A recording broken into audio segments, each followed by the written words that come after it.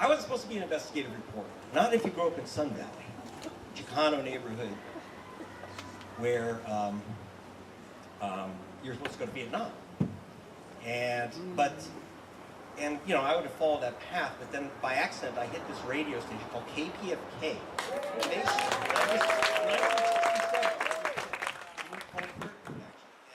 they they said that there was going to be a meeting of a group called the Americans for Democratic Action to protest the war. So I went, okay? And it was a bit unusual because at that time most of the members of ADA, unlike here tonight, most members of the ADA joined when Eleanor Roosevelt was thinking of becoming First Lady. So there was, it was either no hair or gray hair, right? But the other thing that got me there is that there was a new group out that was going to open up the act, just like the billionaires here, called Steppenwolf. And so they were like, so it was like, heading down the highway, to adventure. And then, as they're trying to complete their set, the head of the ADA, a guy named Alan Cranston.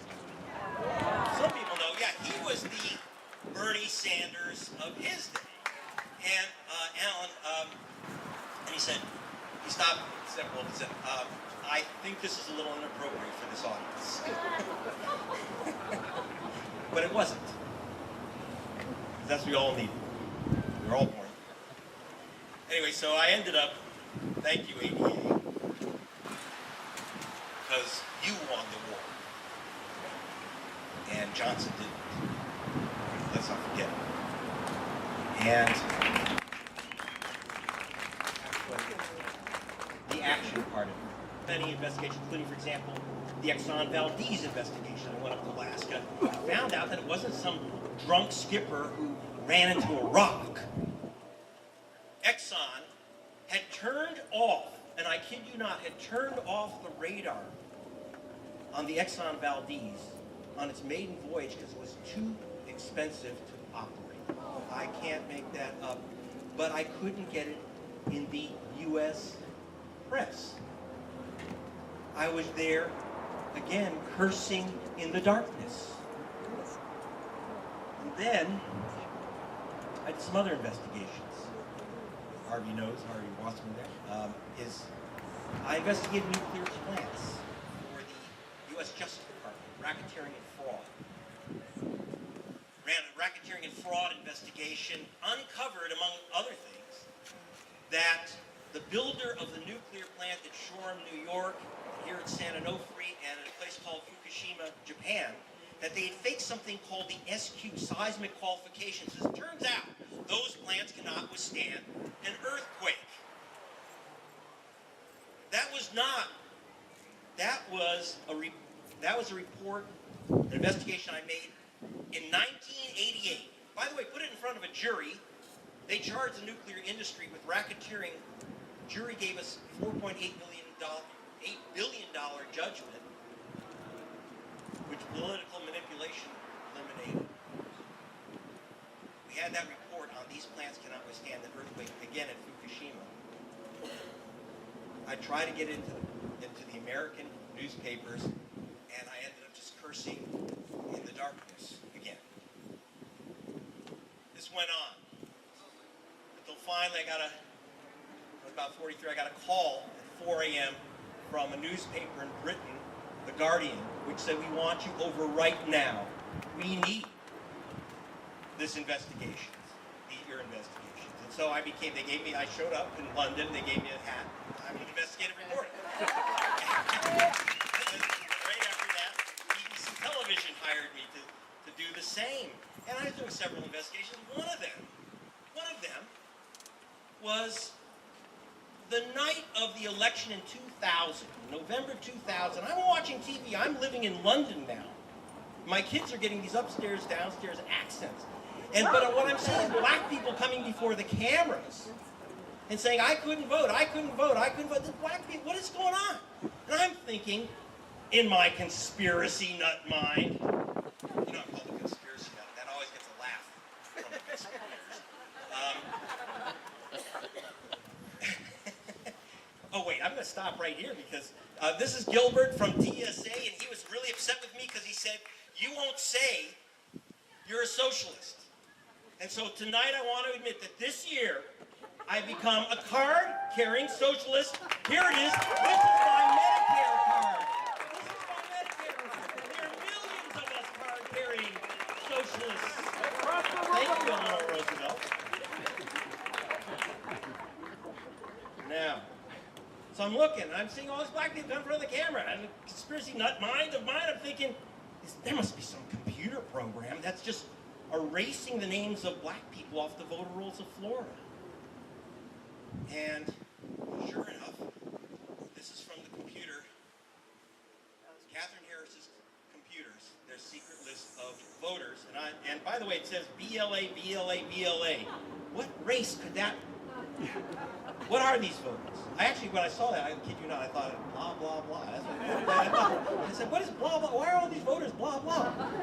We can laugh, except the punchline of that joke, by the way, is George W. Bush, and so he won Florida supposedly by 537 votes, but 56,000 black people were removed from the voter rolls because they were called, on this list, they were called felons. And exactly 0 were ex-cons.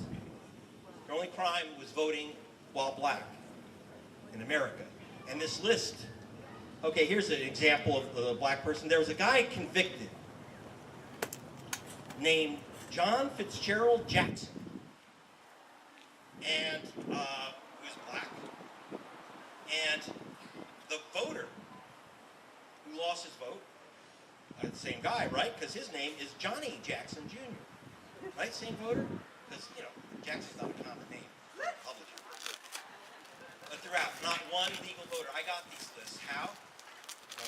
Well. If you see the film, you know that one of these hats actually really does have a camera. This one? Now, did the Jeb Bush himself know about this? I got a tip from a little birdie. I have this little birdie, fantastic. And he comes and he drops little documents. And I was told Dan Rather wanted to do this story for CBS because I was cursing in the dark again from London on BBC television, the top of the nightly news. This is how the American election was stolen. The front page of the Guardian newspapers, and in every paper in the Western world was my story covered on the front page, except it bounced off the electronic Berlin Wall here in America, which was still in the dark. I was just cursing at the darkness from London. Okay? And so Dan Rather, I kid you not, his people called me up and said, we want to do this story. I said, great. Well, if you have something else, I said, Jeb Bush personally ordered the purge of black people. I said, how do you know that? There's a document. There's a document, and I've been given the date. It's September 18th, 2000. And it's from Catherine Harris's office. Get that document, you got your new story, a big story. And they didn't run the story the next day. And then they didn't run the next day, the next day, the next day. I said, what happened? Where's the story? And they said, well, sorry, Greg, we checked it out, and Mr. Kallas, your story just doesn't stand up. I said, what do you mean it doesn't stand up? I said, well, we called Jeb Bush's office, and they said he didn't do it. And I said, oh my God, I didn't think of that. So I called up Jeb Bush's office and Catherine Harris's office, and I said, I understand there's a document dated September 18th from the Governor Bush directing you to remove felons from the voter rolls, which is illegal, by the way, but there's a document. Could you send that to me? I know that Ms. Harris wants me to have it. And 15 minutes later, in my fax machine, Jeb Bush did it. Now, here's the thing. I put that on the nightly news BBC, every major paper in the world except in the United States where it was lost in the darkness. So once again, I'm cursing in the darkness. And now, okay, so that's it, right? Everything's fine now. You can disband American Democratic Action now. So now it's 2017. And as you know, we held an election. Nothing was wrong with it. You heard Hillary Clinton. She said, no American candidate for president has ever challenged the sanctity and the veracity of the vote. Okay? Never. She also said, by the way, that in 2000, she did say that the vote was stolen in 2000 in Florida, and she said, I will never forget it. Amnesia, it happens. And what happened? What happened? Here's what happened. Okay, now we've got this. What happened was, in 2016, I did an investigation with Rolling Stone magazine. So I finally allowed into the United States through, you know, like the AARP Rock and Roll Bulletin. And, sorry, Jim. And I hear this guy that Mr. Putin calls Agent Orange, who says that 3 million people in America voted twice. 3 million people in America are voting twice. That's what Trump said. And he picked that up from, you know, he picked it up from a guy named Chris Kobach of Kansas. If you don't know his name, it's fine. Just remember KKK. Chris Kobach of Kansas. And this guy, okay, this Secretary of State of Kansas said there's 3 million people apparently were ready to vote twice, and they did. Okay? Now, 3 million people voting twice. No American journalist asked for the list of people. I did. Now, I can't say that they don't give it to me. They said, there's no way you can get this list of double voters because that's a felony crime. And this is a felony crime investigation. You're not allowed to get this information. I said, well, how many suspects are there? And they said, 7.2 million. 7.2 million Americans on the suspect list. I kid you not, which they wouldn't give me, though here is part of it. I got 3 million in the names of the suspects. Now, who are the people that voted twice? Well, here it is. It's back. Billy Ray Jackson of Hampton, Georgia, voted a second time as Billy Manuel Jackson Jr. of Virginia Beach, Virginia. And Victor Oliver Jackson in Atlanta voted a second time as Victor Mark Jackson of Petersburg, Virginia, etc., etc., etc. 2 million, yes, they're very fast voters. And I kid you not, by the way, if you see my film, you'll know that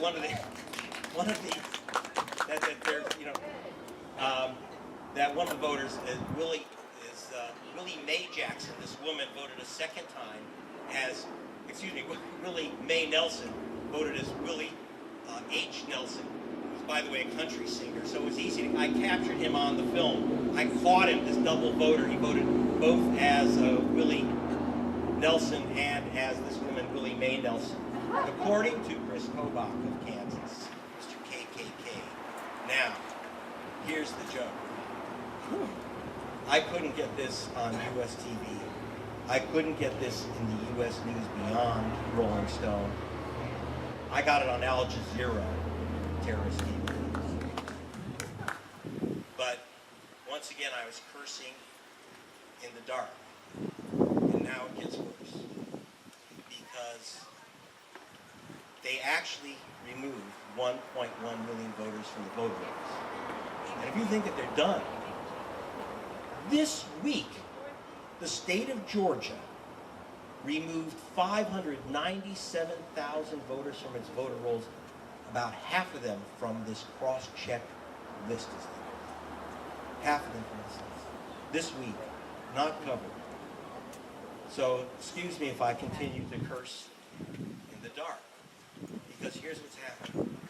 Yes, I know that the mainstream press has said they've now they finally discovered Chris Kobach, who I've been writing about, by the way, since 2014, warning about what would happen in 2016, saying, this guy Chris Kobach, he's peddling the lie that millions of people voted twice, that there's illegal aliens on the voter rolls, blah blah blah. It's all lying, but you know what it is? Don't worry about it. It's nonsense, because all it is about the vanity of Agent Orange and Mr. Trump. All it is that he lost the popular vote that they recognized by 3 million, And so now he's just trying to prove that he actually won the popular vote. And so he's created a commission, the Elections Integrity Commission, which is interesting because he picked the person with the least integrity in America, Chris Kobach of Kansas, the head. But okay, so Election Integrity Commission. Now, they are going to use these lists to knock off another several 100,000 voters. It's already started in Georgia. Now, here's what's happening. The media says it's Trump's vanity. No, it's a plan. It's not vanity. First of all, what the papers have not covered, first, the Washington Post did a whole story on cross-check. So what they did was, they actually didn't get the lists. They said, oh, this won't really find real illegal double voters. No sugar, Sherlock. But they never asked for lists from Kobach, and they never even asked me, and I've got them. And they know I've got them. So they said, they said that it's just a lie. There's no lie. It's not about a lie. It's about a plan. That they've removed these voters, and that's what elected Donald Trump in the state of Michigan. In the state of Michigan, 50,000 voters were removed from the voter rolls by this cockamamie bogus list. I was in Michigan. Donald Trump supposedly won by 10,700 votes, not counting 50,000 people knocked off by cross-check, not counting 75,355 votes that were never, ballots that were never actually counted. Machines broke down in Detroit. What color are those voters? The answer is blue, right? Yeah. Those votes were never counted. Those ballots were never counted. By the way, you heard that Jill Stein asked for a recount, right? She paid for a recount. But you know what happened? She was stopped by Trump's lawyers. You know, some of the most serious people I've ever met in my life, including yourself, are comedians. And I totally understand why that is, because your George Carlin used to talk about that, you know, because it's frustrating to get through life, you know, without having some kind of relief or some kind of therapy. Yeah, absolutely. And you know, for something like hate, what's stronger than ridicule? Well, guns, I guess. But for me, comedians are the best equipped to show the absurdity of hate and to show how hate makes you stupid. You know, one of the panelists made a comment about there's no hater problem. It's a passport problem. And, you know, and I've noticed that myself, that, you know, by living overseas, it actually broadened my perspective of what the world is about and all the different kinds of people in it. And the people that I knew that didn't travel so much had a much different view. What's your take on that? You know, that's kind of similar to something Mark Twain once said, and I do think that, you know, travel and exposing yourself to people different from yourself is the greatest antidote to hate and stupidity. I mentioned last year, you know, I also am a preacher's kid and grew up in an environment where there was a lot of these expectations about what reality was based on a book and a belief system, essentially, which is really not a whole lot different in some ways than political ideologies. Like, if you're basing everything on that, you're not seeing a bigger picture. But well, I think there's a lot of truth in the Bible. Mm-hmm. Not necessarily a lot of facts, but there's a lot of truth. And the problem is when you believe that a talking snake is real, but Christ saying love your enemies was just metaphor.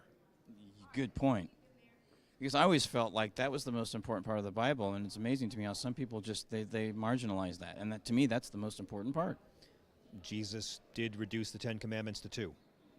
That's right. And if you did follow those 2, then everything else just kind of falls in place, you know. Yeah, kind of. I mean, the essential message of all the great religions is don't be a dick. Yeah, that's pretty much it. I mean, that's right, you know. It's so crazy that the United States has a conservative party that's in complete disarray, and the Republicans are falling apart too. Am I right? All right. Oh boy, I think that the Democrats, they won't even, not only are they incapable of change, they won't even say the word single payer. They're so afraid to say single payer, it's like the Russians invented it. Hey, turns out Russia has it. Son of a bitch. Son of a bitch.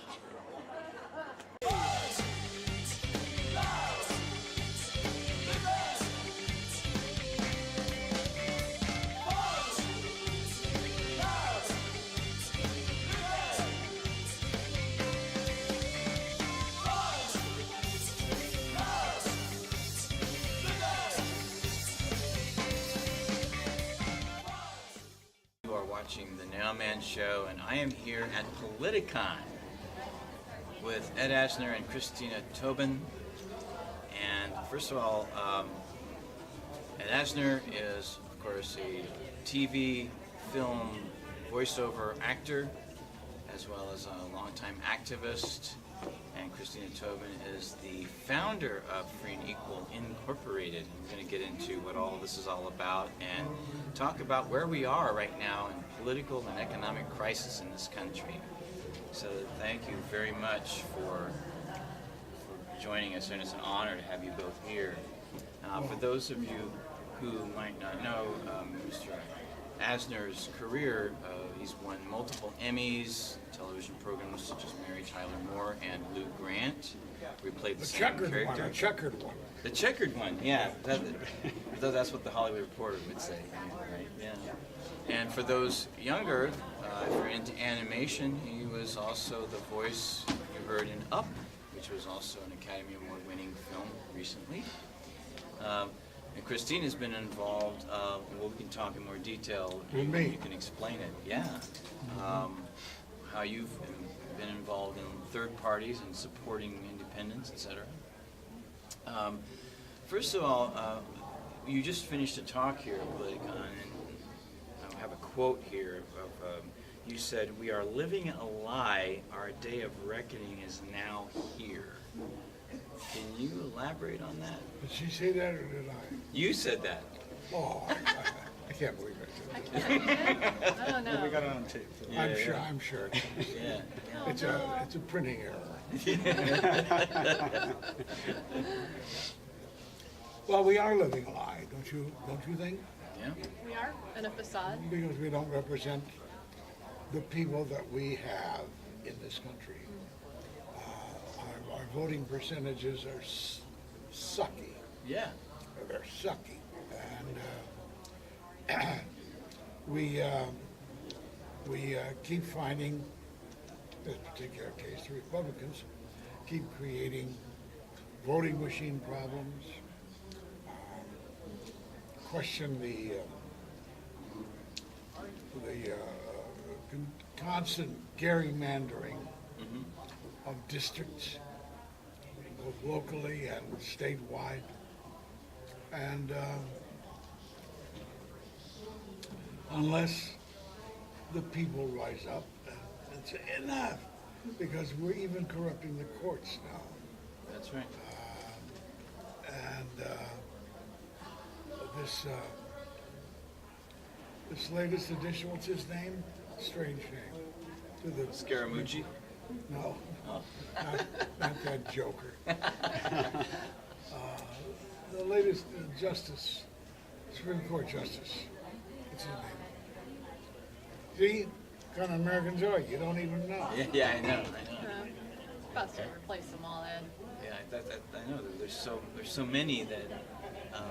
But you know, It is an illusion, though. It is an I illusion. agree, a facade that we've been living in. Just the reality is that the two-party system has not been serving we, the people.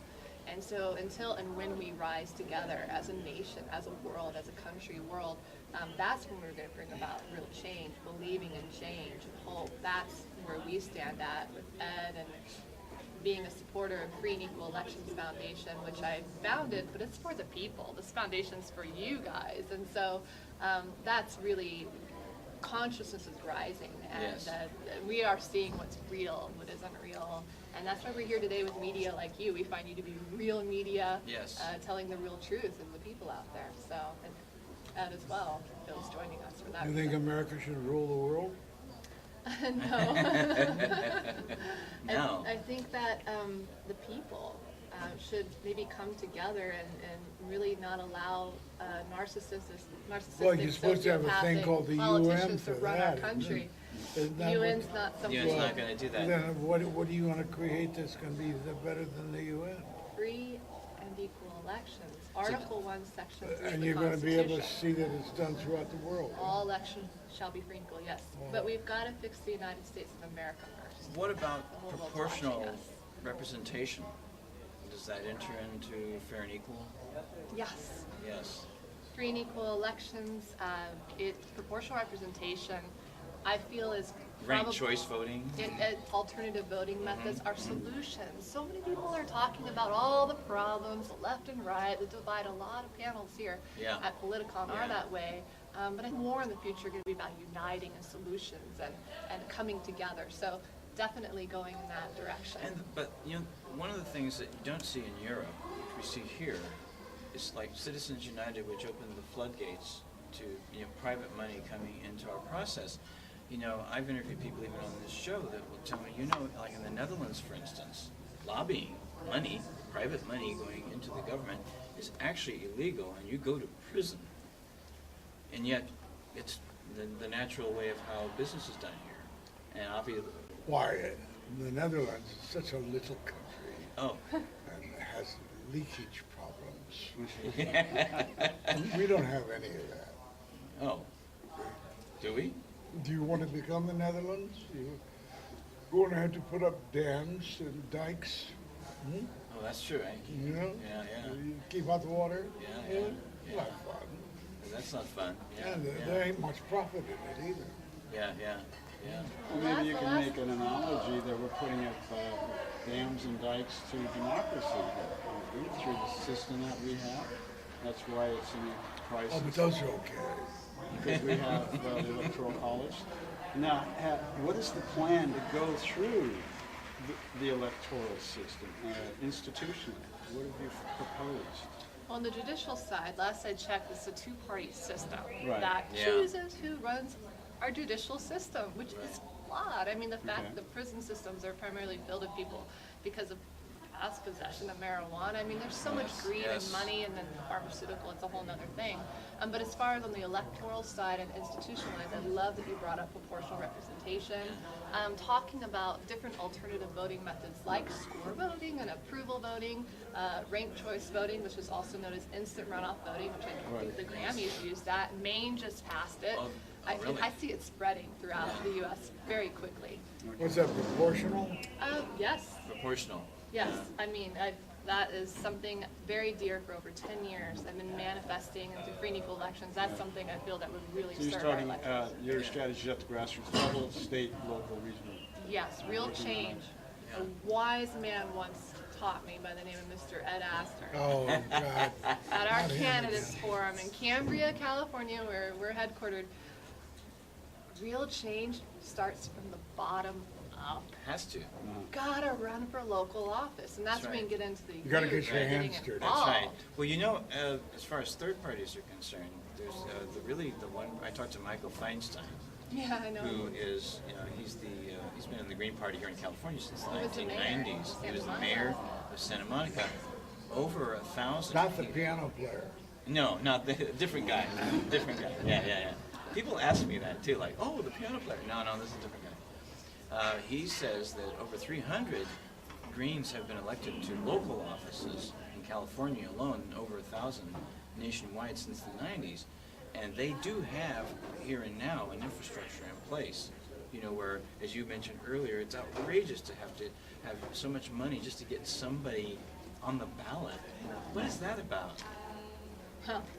That's ballot access. In the 1890s, I think through the Australian ballot, it came about where they decided we're going to require a certain amount of signatures for candidates to get on the ballot. Yeah. And it just sometimes, or often, or pretty much always, is more signatures for third parties and independent candidates. So that's more of the stranglehold, the rigged system that, yes, Trump and Sanders touched into, but they didn't go into it. And so back into the voting methods, the ballot access, the closed presidential debates, the Commission on Presidential Debates, and so on, gerrymandering. These are things that we will fix. We have to. The latter's not an option. Well, it's so the discussion about alleged rigging, like for instance of the primary, 2016, the Democratic primary. I mean, what do you call superdelegates, for instance? Just that concept alone. How can you say that I'm voting before the actual election happens? It doesn't make any sense. And what is your take on that? Well, that's a good, if you're super, you gotta flaunt it. Yeah, I guess so. Like a superhero, right? Gotta show who you are. Yeah. Why I oughta. Who else is gonna call him super? That's right. I mean, when the election's over, they're gonna forget about the super. Well, you know, back like in So superinflated egos. superinflated egos. I took a pass, didn't I? Ego needs Well, to. well, you can go all the way back to like 1944 with Henry Wallace, you know, who was. Oh, what a hatchet job they did on him. Yeah, I know. Woo! Right? Good, yeah. And, you know, and of course, The other thing is, Lincoln was the first Republican ever elected, right? yeah, that's right, that's right. Before that, it was the Whigs. And just because, you know, Henry Wallace was a socialist and a pacifist, you know, the business people that made the atomic bomb were thinking, oh, well, we can't test this now if we have a president that's a pacifist. What do you think about that? That's a historical thing that we didn't get in school, but if you think about That's it. not an actual quote you gave us. What's that? That's not an actual quote you gave us. A quote? No. But he was a pacifist. I know he was a Yeah. and he was a wonderful progressive. Yeah, yeah. But I don't know that the fascists did say we can't have Wallace in. Oh, yeah, yeah. Passive. We can't say it's a quote. Yeah, yeah. So doesn't that point to the idea that we've had a structured kind of duopoly of power between the Democrats and Republicans? Well, it's the same thing as has always existed in Latin America. Yeah. Yeah. You had the liberals or the conservatives, Right. and they both committed unspeakable acts, Right. but it was okay because they were doing it. But even in American political history, you look at Democrat, Republican, even in foreign policy, liberal or conservative, during the Cold War era, the Red Scare, they were very close together, even up to today, if you look from a foreign policy point Yeah. of view. And as I think you rightly said in the conference, regardless of the gentleman's response about uber alles, there is truth that we are an empire. Yeah. That is on the record, even the New York Times says, which is not maybe a very proud thing, because by definition, empires are they're anti-democratic. So we have a contradiction. Also, they don't last. They don't last. That's right. I think people have to tell people that. And I think we're on the decline, don't you? Oh, God, Seriously. yes. No. Well, oh, of course we are. No. Economically. We'll I probably mean- create World War III. You think so? Oh, yeah. It's not a permanent thing on the decline, maybe in the moment. Well, there could be a But we're gonna decline get out before a of it. rise, depending on what the We have- transition. We have to get out of it. It all depends You're on talking about a transition, even though there is a crisis. Evolution. if we evolution. surrender our ownership of the world, then maybe we'll last. Yes. You're right. So you cut defense spending by 50%, I believe, was proposed. You cut the two-party duopoly. Yeah. Cut the duopoly. So you have, this is Yeah. what we call the crisis of legitimacy, Yeah. crisis of institutions. And institute obviously is everything, the whole bag, so to speak. Right now, there's, So, it's, you're So being it's under stuck in your surveillance. pocket.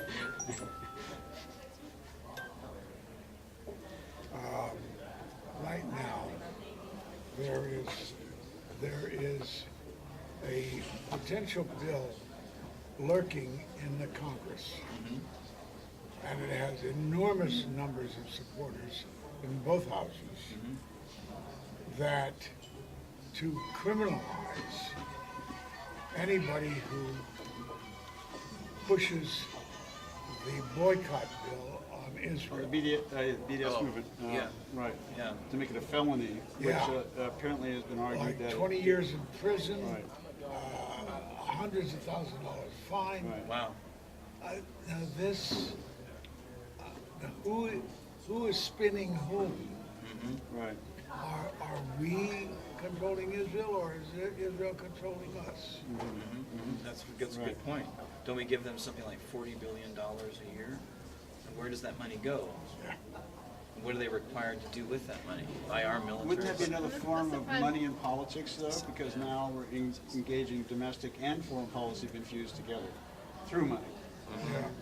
And that's one of the other problems we have in institutions, because people are saying, well, why don't we take care of ourselves first, take care of our economy, and get out of the empire business? But you have other overseas connections and businesses, because we're a globalized economy, and you got some very big, powerful players.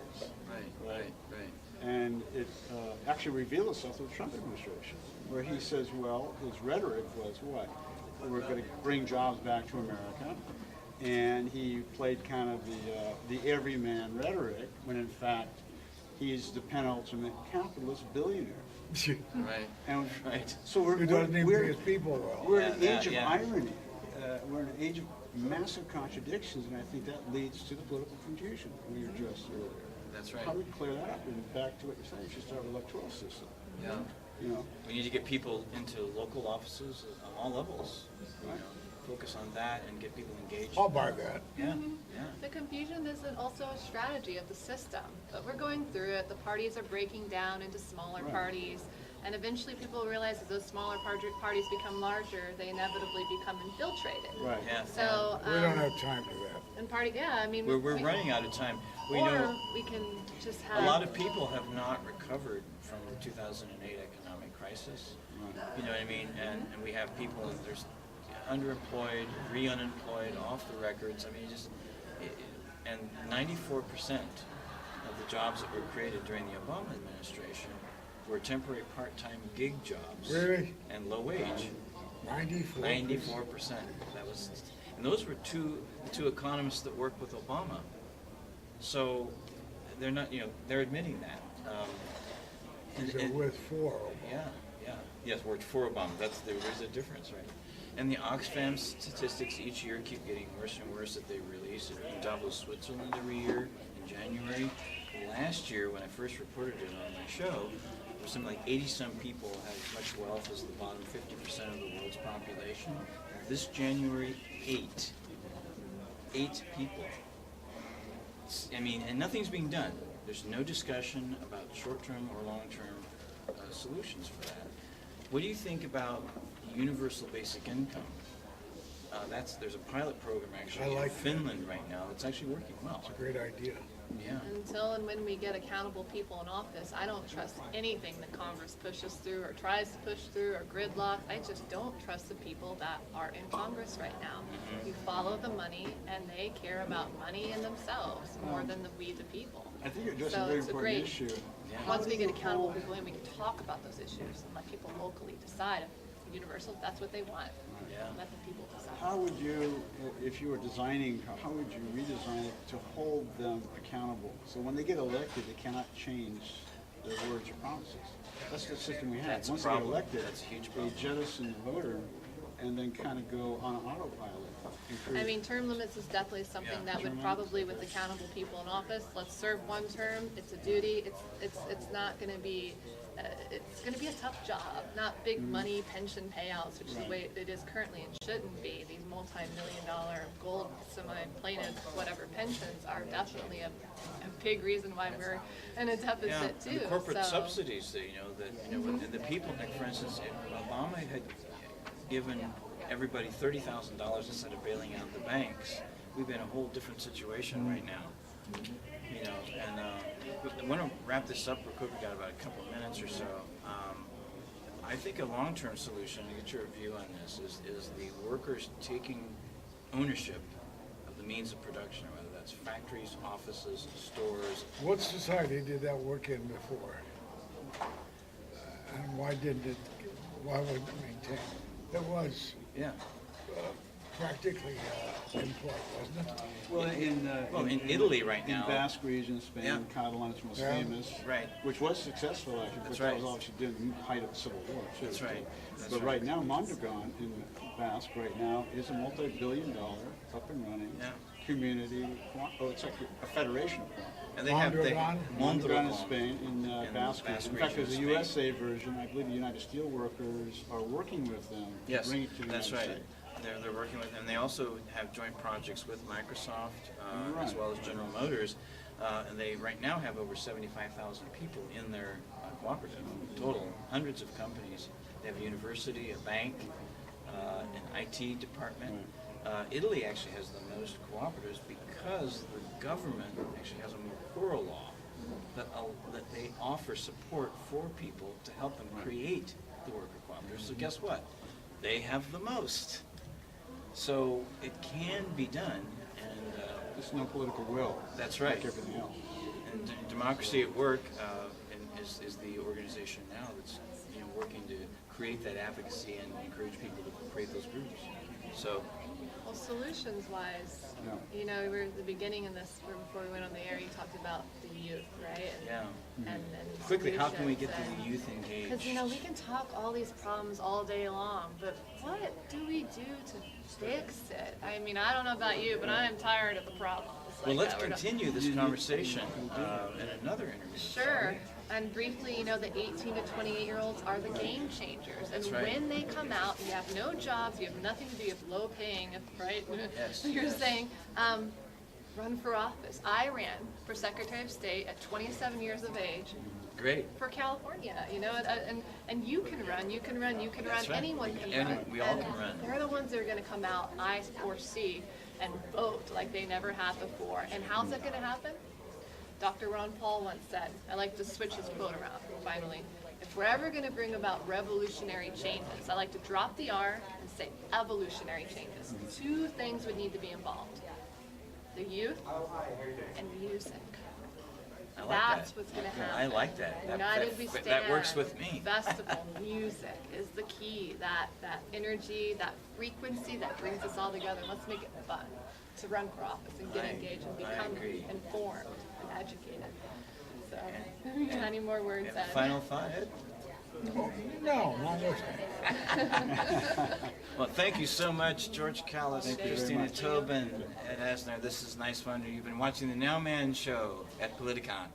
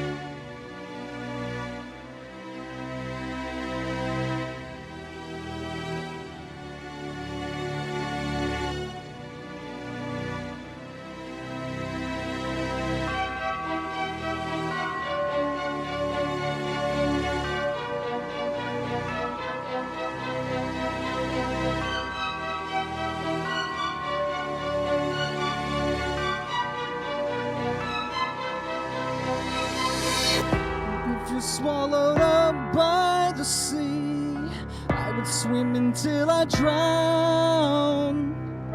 If you're missing inside a dream, I would sleep until you're found. Slip through sand. Time is only thing to fear. Take my hand, I will get you out of here. Will you die? Die with me. Will you die? Die with me. Will you die? Die with me. Will you die? Die with me slow. Come die with me slowly.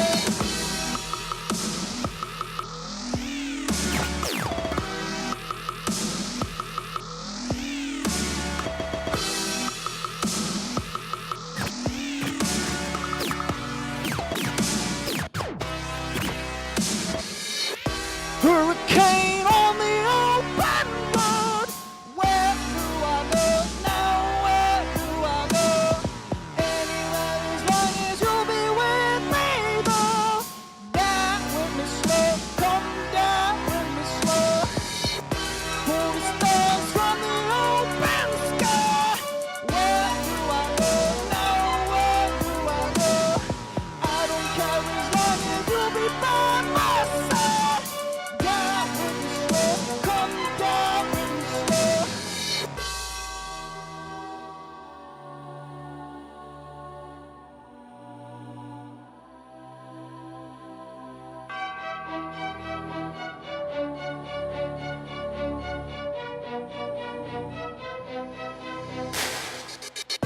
If the gravity went away, I'd float into the void with you.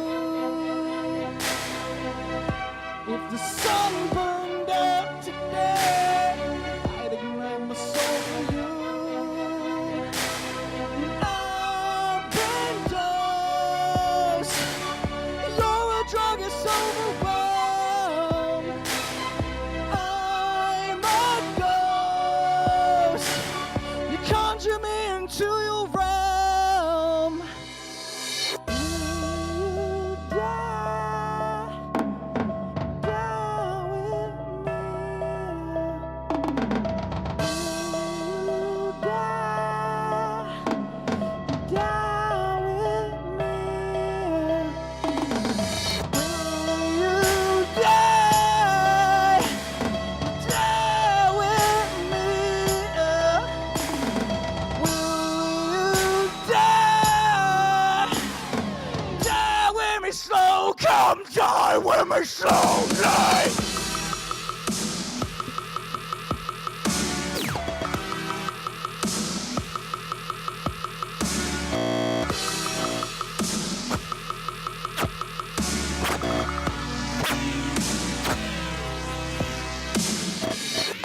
Hurricane on the open road.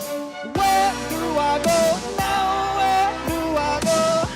Anywhere as long as you'll be with me, though. Die with me slow. Come die with me slow. Pull the stars from the open sky. Where do I go now? Where do I go? I don't care as long as you'll be by my side. Die with me slow. Come die with me slowly.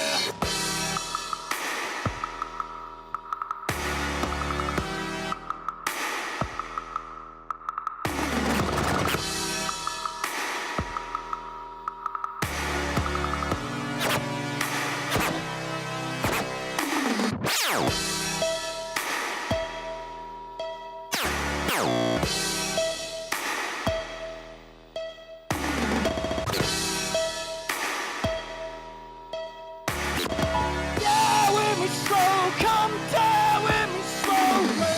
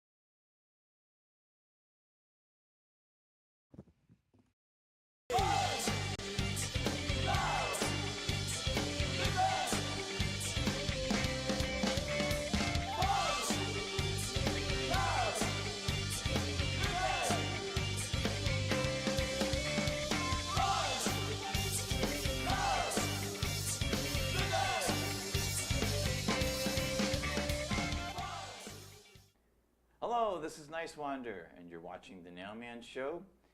And today I'm here with David Bowie's piano man, Mike Garson.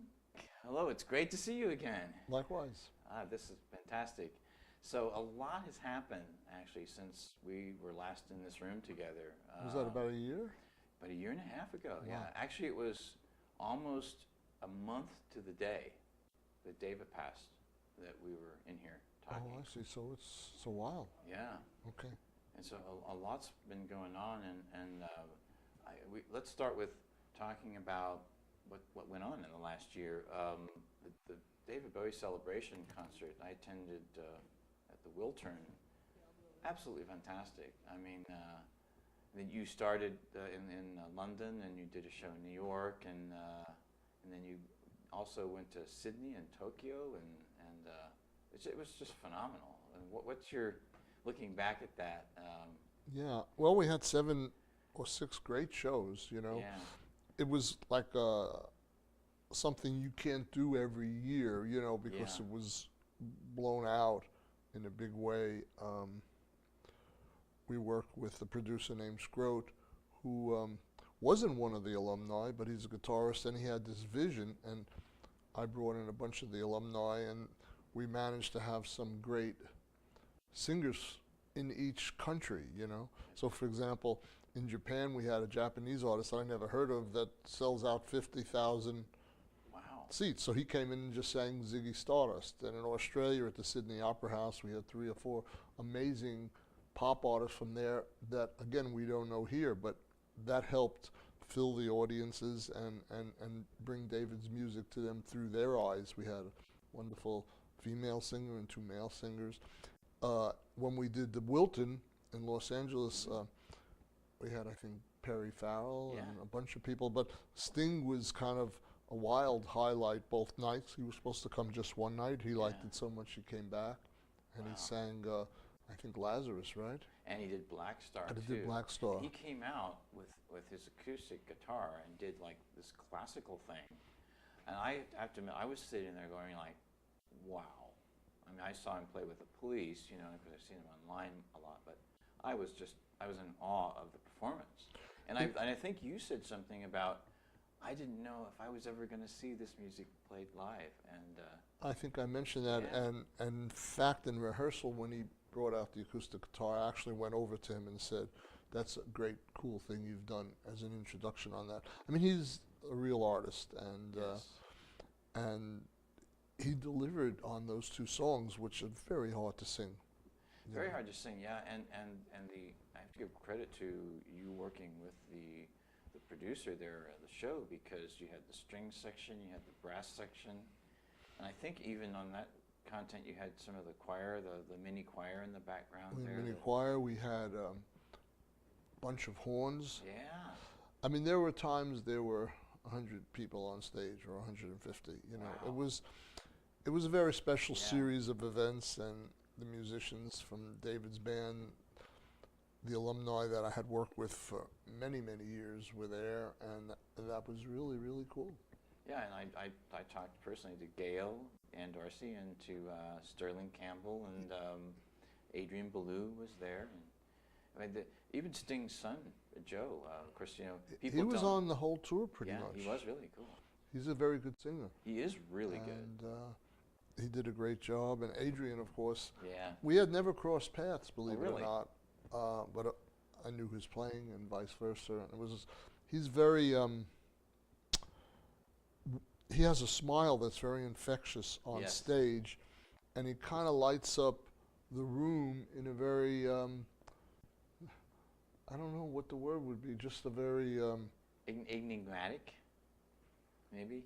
maybe, yeah. It's almost a little geeky. Yeah, but you're yet right. it's you're right. it's just the joy of the music. I think he loves playing so much, and he's not tired of playing, which sometimes you do get with older musicians. And he just he emanated a certain light that was really, really good, and I'm sure I'll be doing more things with him, you know. Yeah, I noticed that too when I talked to him. Like, he reeked of geek. You know what I mean? And I'd never seen him play with Bowie, but I saw him play with King Crimson and Frank Zappa, and just phenomenal. I mean, guitar player. I mean, just so he's one of those naturals. He's natural, and he's also kind of like a scientist with his sounds and what he does, you know. So That's right. That's great. So that was really fun. And you got to work with some great singers too, like Gabby Moreno, and who's just Gabby is amazing. Her voice, she can hit so many octaves. The way she sang 5 Years and Rock and Roll Suicide, she's a big talent. I've done a bunch of projects with her, and I'm still doing more with her. So I'm really happy we met, you know. Yeah. And there were some other ones that were great. I mean, we must have, well, who did we have in New York? In Living Color. You had them in New York? Wow. We had them in New York. Didn't Gary Oldman also? Gary Oldman we had in London, in Brixton. Yeah. He was great. So did you play in Brixton area too, like where he's from? And that's the name, that's the hall that we played at also. It's like a 5,000 seater, and that's where David was born, I think, in that area. We also had the guy, Rossdale, what's his name? Gavin. Rossdale. Gavin. He was married to Gwen Stefani. That's right. Yeah. That's right. Yeah. Well, Bush used to open for us on tours in the 90s with Bowie when we were in Europe. So I met him way back. He did a great job. And we had Kate Pearson in New York from the B-52s. Oh, really? Yeah. Excellent. People were showing up all over the place, you know, in the last second. Yeah. It was a great experience and a nice way to celebrate David, you know, and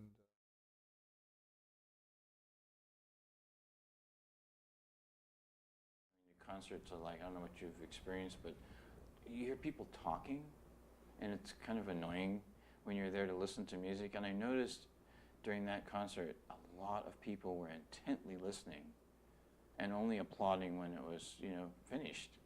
Well, that's and nice to and hear. I was like, you know, that's the way it used to be. I like that. Yeah. You know, and because this is music that is timeless as far as I'm concerned, and one of a kind.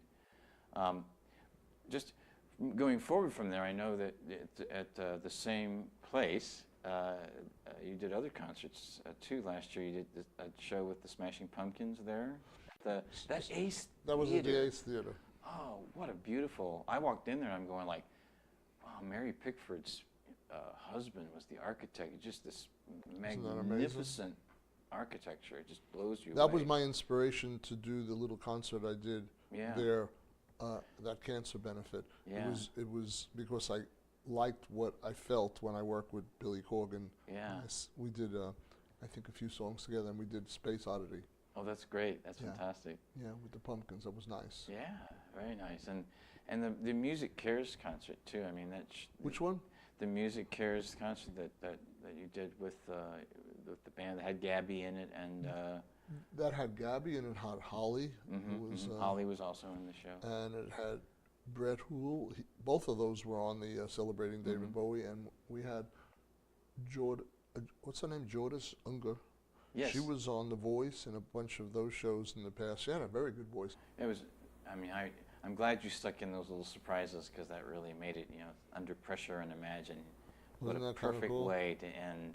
Yeah, that was great, fantastic, and a great cause, and just, you know, everything all put together there. We'll probably do another one of those in Philadelphia. Oh, great. In probably in May.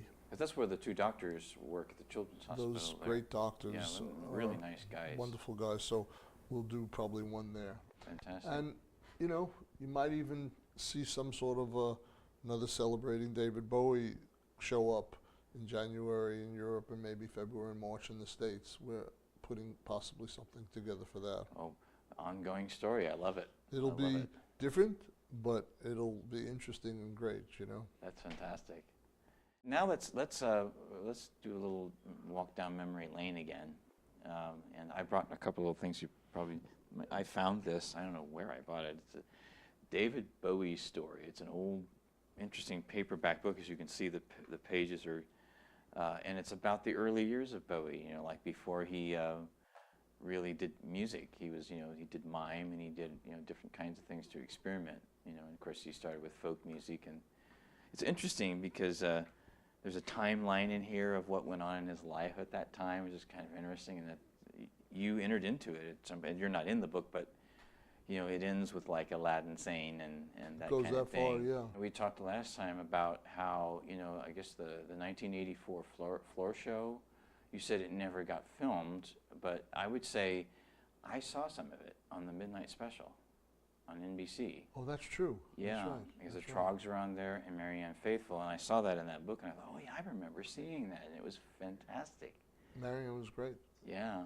Her and David, I think, when we did it in England, they did the Sonny and Cher song Oh, that's right. together. That's right. I think I saw some footage of that. And see, that's the great thing about YouTube now is that we can go back.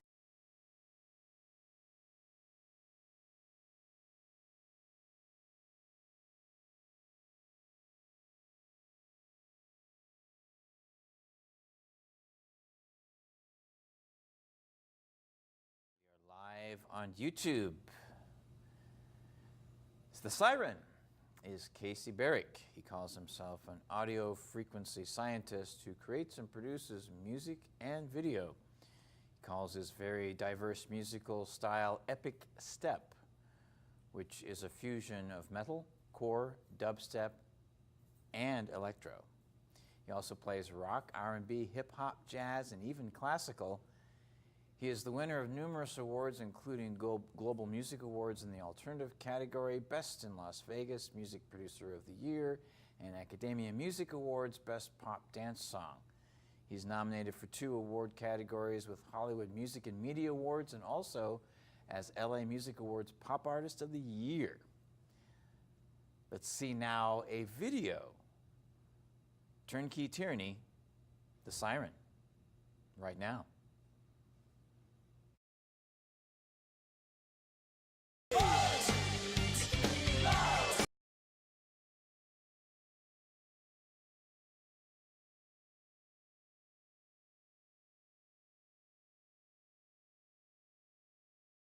The NSA specifically targets the communications of everyone. It ingests them by default. It collects them in its system, and it filters them, and it analyzes them, and it measures them, and it stores them for periods of time. Any analyst at any time can target anyone. They're getting everyone's calls, everyone's call records, and everyone's internet traffic as well. The NSA lied about the existence of this tool in order to create a certain mindset in the global consciousness. The structures of power that exist are working to their own ends to extend their capability at the expense of the freedom of all publics. That's the world that you helped create, and it's going to get worse with the next generation and the next generation who extend the capabilities of this sort of architecture of oppression. I think that the public is owed an explanation when you are subverting the power of government. That's a fundamentally dangerous thing to democracy.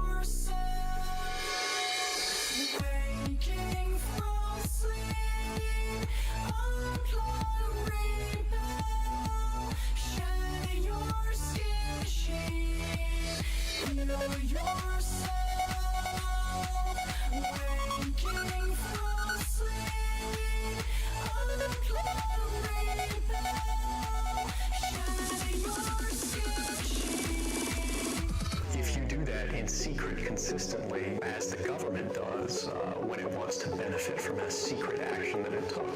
Government is going to grant themselves powers unilaterally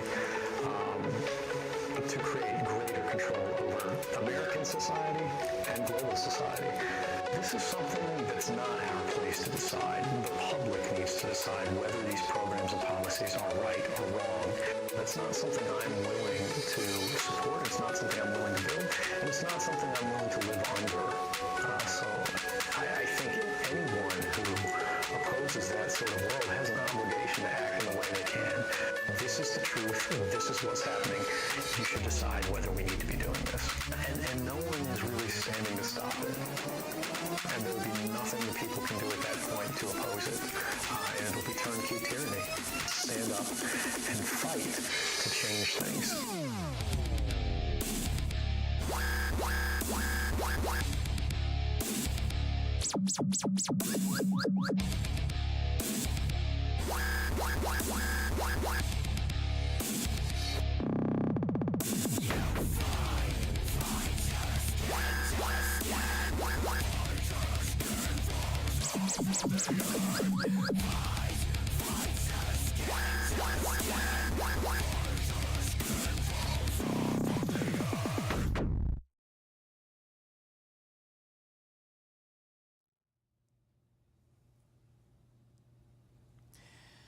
Kaisi, wow. Thanks for coming on the NOWMAN show. Thanks for having me, man. I appreciate it. My pleasure. Wait, loved seeing Edward Snowden in that. Right? That's actually the first time ever in history that he was put into music like that. Oh, really? That's yeah, very cool. It's probably been done again now, but at the time. At the time. Now, when did you make that? That was, I think, back in like 2010, 2011. Yeah, something like that. Because that album came out 2012, but then I had to wait a little bit till the beginning, I think, of 2013. But I had a lot of the material already done, you know, for a while before I released it. And we'll talk about your live thing a little bit later on. First of all, I always like to go back to where you started. When did you first get into music?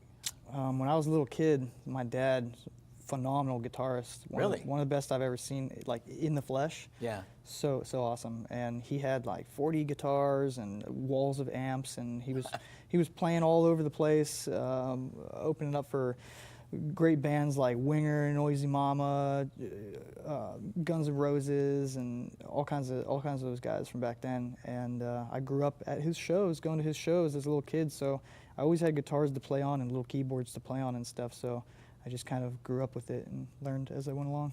Excellent. So you grew up in Youngstown, Ohio. That's it. Yeah. The Yo. I'm constantly meeting people from the part of the country where I was born also and raised. So yeah, I understand. So you played initially the keyboard first or the guitar first, or what? How did both. That work? Yeah, I just had like one of those little, like Casio, old school little 80s keyboards. You know, nothing special. I would just like play that when I was a little kid, just mess with it. And like I said, my dad had all his guitars, so I would always just mess with his guitars. Now you're really into a lot of different things with tuning. Now you call it the 432 hertz? 432 hertz frequency. That's where the concert A is set to, instead of the standard now, which is 440 hertz, which was something that was recently put in motion, you know, within the last century. Before that, though, all throughout history and ancient civilizations, their instruments, everything has been found to have 432 hertz as the A. And what this does is, when it's 440, all the other notes and all the other chords and notes and everything, they're not a perfect mathematical number. There will be decimals and all these strange numbers, right? So with 432, every number, every note in the scale is another perfect number. So it's a mathematically perfect number based on a formula of Golden Phi and Fibonacci. And this number, I know Fibonacci. Yeah. There it is right now. Yeah. This number is found everywhere in the universe and the human body. And just a quick, so people understand, when you listen to this tuning, it's said to help repair DNA. And sound therapy is a huge part of, like, on a subliminal level, you know, what I'm doing here. Spirit science, well, would you say? Or let's just say the Schumann resonance was discovered earlier in the 19th century and 20th century, and 8 hertz, about 8 hertz is what the human brain pulsates at, like gives off this frequency. And that's also the same frequency that the planet gives off. It's been calculated to be like 7.83, 7.6, up to 8. Our instruments, it's always around 8. And that number, that 8 hertz number, is part of the 432. And if you take the sun, the diameter of our sun is 864,000, and all you have to do is take 432 and you multiply it by 2, and it equals 864, and just add the zeros. The moon is 2,160 miles in diameter, and you take 432 and you divide it by 2, and it equals 216. Just add 1 0 onto it. There it is. Wow. So the precession of the equinox, 432 times 60. That equals 25,920. That's precession of the equinox. So this number is everywhere, all throughout the universe. Even the speed of light, 432 times 432 is 186,624. And that is right there at the speed of light, what our instruments can measure it at. So music really, it's everywhere. Really is part of our life as well as our livelihood. It is. Yeah. It is. Well, let's talk some more. First, let's watch another video. This is a new one, right? Yeah, this will be coming out pretty soon. And it's called Ride. Yep. This is Ride with the Siren.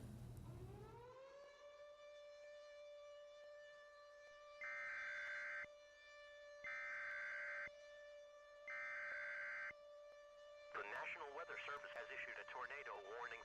Move to an interior room on the lowest floor of a sturdy building. Take cover now.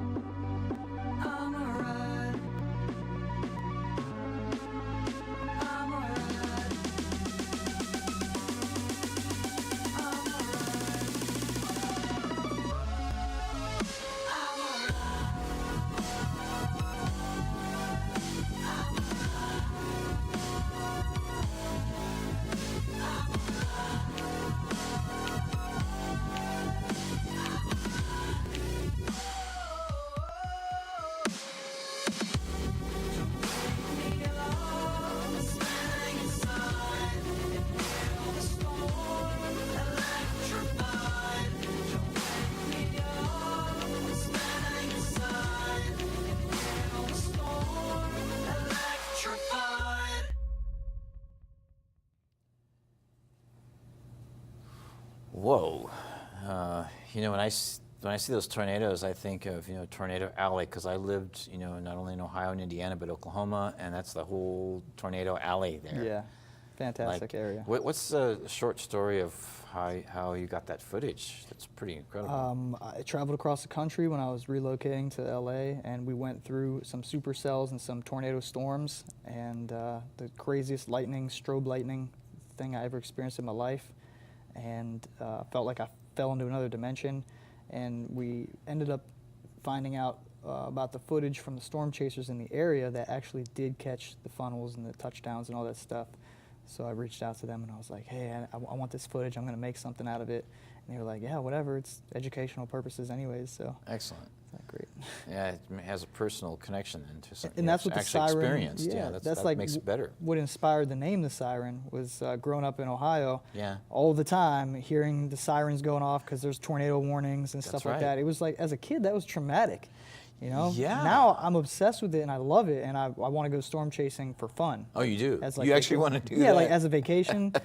I want to go right up to one of these things. Well, you know what you probably ought to do is go to well, we can talk about that later, but the National Storm Center is at the University of Oklahoma, because I know, I lived there. So the story of the Siren basically is, when you got Epic Step is the name of your style. So what does that consist of? Right. I mean, that was actually my little brother. He came up with that because your little brother did. Yeah, he's a genius bass player, and he went to Berkeley, and I mean he plays Mozart on the bass. He's phenomenal. He's an awesome guy. So we used to jam all the time and whatever, and I showed him some new material I had been working on, you know, years ago, and I was like, check this stuff out, and he's like, whoa, that's crazy. There's so much stuff going on in there. It's like so many different genres, and I was like, yeah, and he's like, yeah, it's like pretty epic, man. I was like, right? Yeah, it is epic. And he's like, yeah.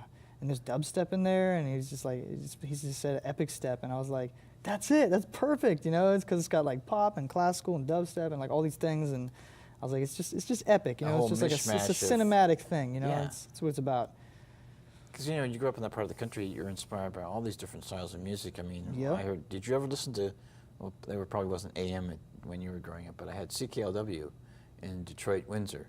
And so, you know, we grew up with a lot of different music. Yeah, I had you know, and exactly. You know, Joe Walsh, Devo is from the area, Chrissie Hynde, the Pretenders. Yeah, Marilyn Manson's from the area. That's Tool. Right. That's right. Yeah, a lot of great artists from that same area. And yeah, my dad inspired me on the whole 80s and hair metal and rock metal and all that. Yeah, yeah. And then I had like people in the neighborhood with the hip hop world, and we used to always freestyle and things like that. So.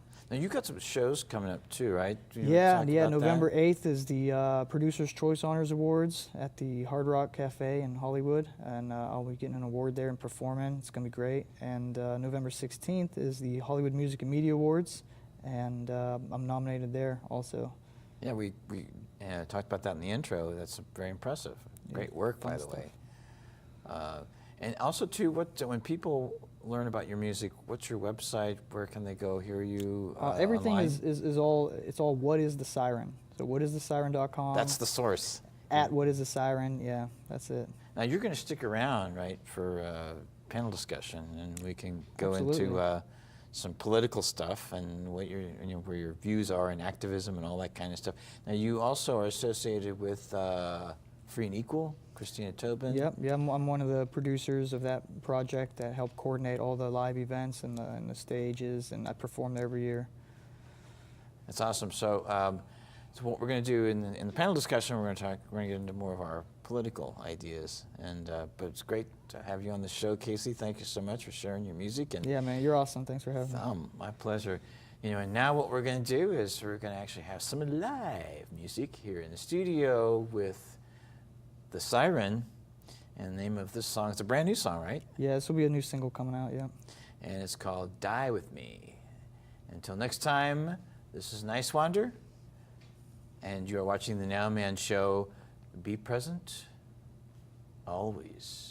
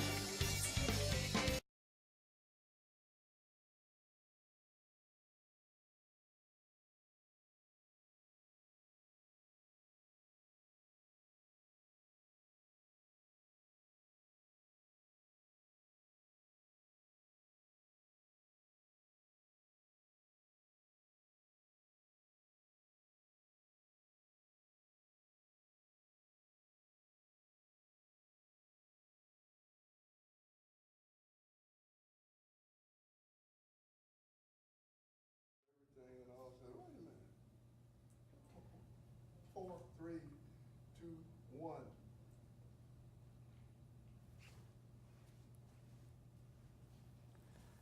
This is the Siren talking, and every time I'm in LA messing around, I just adore the NOWMAN show, and I feel honored to be a part of this.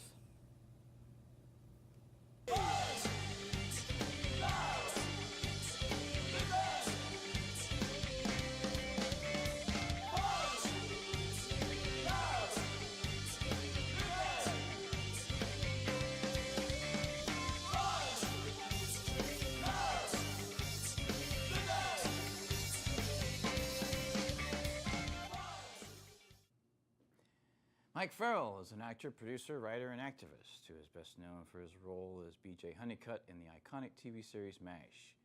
He's produced a number of films, including Dominic and Eugene and Patch Adams, and appeared in the television series Providence on NBC and The Red Road on the Sundance Channel. He's the author of Just Call Me Mike, A Journey to Actor and Activist, and of Mule and Man. He stars in the play Dr. Keeling's Curve, a one-man show that was created by playwright and activist George Shea. And George Shea is in the house with us. He's an activist and a playwright, author of Dr. Keeling's Curve, a play about the life of Charles David Keeling. And we're going to be talking about Keeling and the play. Mike Farrell, George Shea, thank you very much for being on the NOWMAN show. Pleasure, thank you. George, I'll start with you. Where did you get the inspiration to write a play about a scientist? Well, I'll tell you, it was a column in the New York Times, Tom Friedman, 2010, February 2010. And I'll just read you an excerpt from the column that inspired it. He says, although there remains a mountain of research from multiple institutions about the reality of climate change, the public has grown uneasy. What's real? The climate science community should convene its top experts from places like NASA, MIT, Stanford's, Caltech, and the UK Met Office Hadley Center, and produce a simple 50-page report. They could call it What We Know, summarizing everything we already know about climate change in language that a sixth grader could understand with unimpeachable peer-reviewed footnotes, and so on. He says at the same time they should add a summary of all the errors and wild exaggerations made by climate skeptics and so on, where they get their funding. So yeah, that struck me as a reasonable idea. Most people today, they're too busy, too intellectually lazy to read a 300-page book on the subject. Yeah, okay? That's true. It's true, yeah. Yeah. So yeah, I read a bunch of them, and I thought to myself, I've written a lot of children's books. This could be a nice children's book about Keeling. So that was the original idea? That was the original idea. Book. I couldn't find a publisher. Yeah. One guy said to me, nobody ever heard of this guy. Yeah. How am I going to sell books? You know? So I thought, well, okay. I'd done a one-man play already before, so I said I'll write a one-man show about Keeling. And then I thought, well, nobody will pay any attention to it if I play Keeling.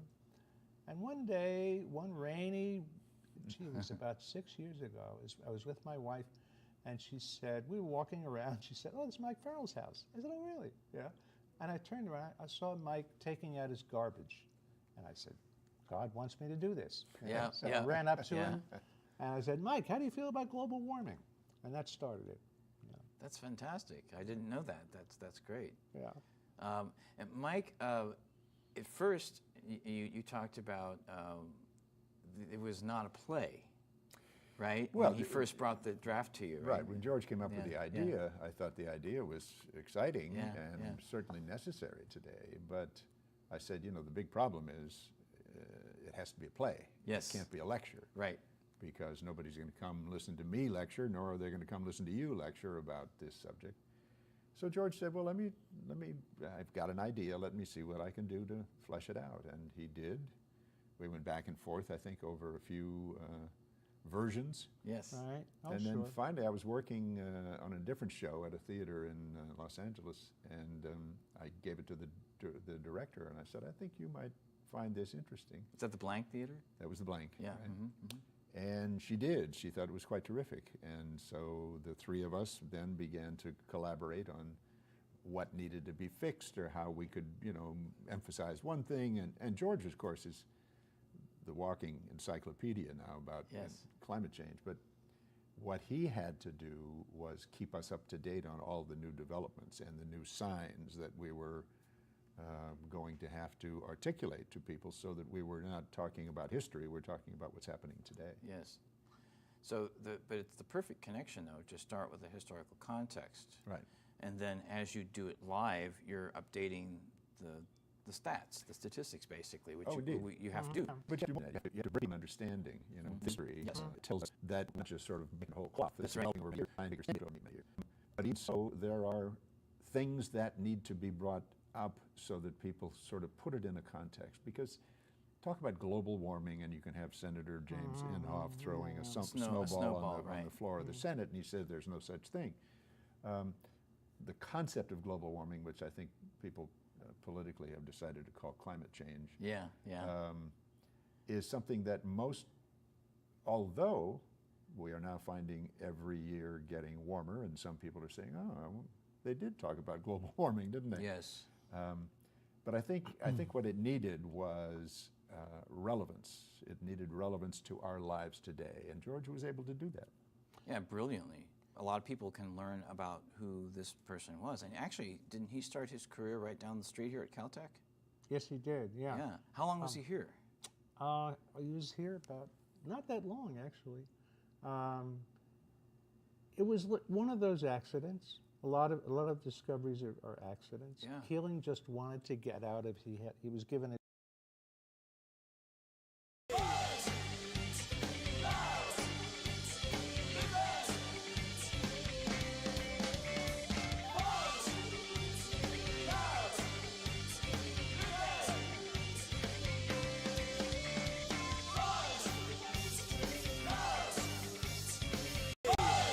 outside trilogy, again, because now 20 years had passed, or 18 years. It was always on his mind, and Brian's too. And it was, you know, and I hadn't a chance to read the booklet all the way through, but it's a story about a guy named Nathan Adler, right? And it's fascinating, you know, that. And I do remember seeing you guys play on Saturday Night Live, and I think Heart's Filthy Lesson on that tour, and it was just phenomenal. It was a great album. Heart's Filthy Lesson appears right at the end of the movie Seven. Oh, really? At the very end of the movie. As soon as it's over, it comes in, and you know, that was a song I co-wrote with him with some of the other guys, and then the piano solo comes in within like about 45 seconds. Yeah. And seeing in a big movie theater, I got a big kick out of that. Oh, I'm sure. That's fantastic. And there was some other stuff. What was the name of that artist?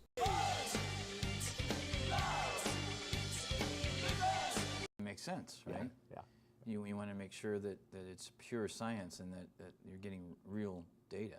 Yeah. And that's the important piece. It wasn't wanting to protect his own discovery. It wasn't about selfishness. It was really about protecting the science and making absolutely sure that everything measured up as it began to appear clear to him that it was the case. And then how do you measure it? And how, besides going out and getting vacuum tubes full of oxygen, he discovered or came up with the idea of investigating how to get old oxygen out of ice cores. Wow. Oh, yeah. The permafrost? Yeah. He was also involved in that? Indeed. Yeah. Really? I did not. Wow. Around 1980. Phenomenal. Yeah. That's I learn things all the time. Yeah, they discovered there were bubbles inside the ice cores. They'd never been able to get inside. There was CO2 in there. And they analyzed the CO2. They discovered an almost perfect correlation between CO2 and temperatures. In the past, thousands of years ago, as CO2 levels went up, temperatures went up with them. As they went down, same story. Temperatures went down.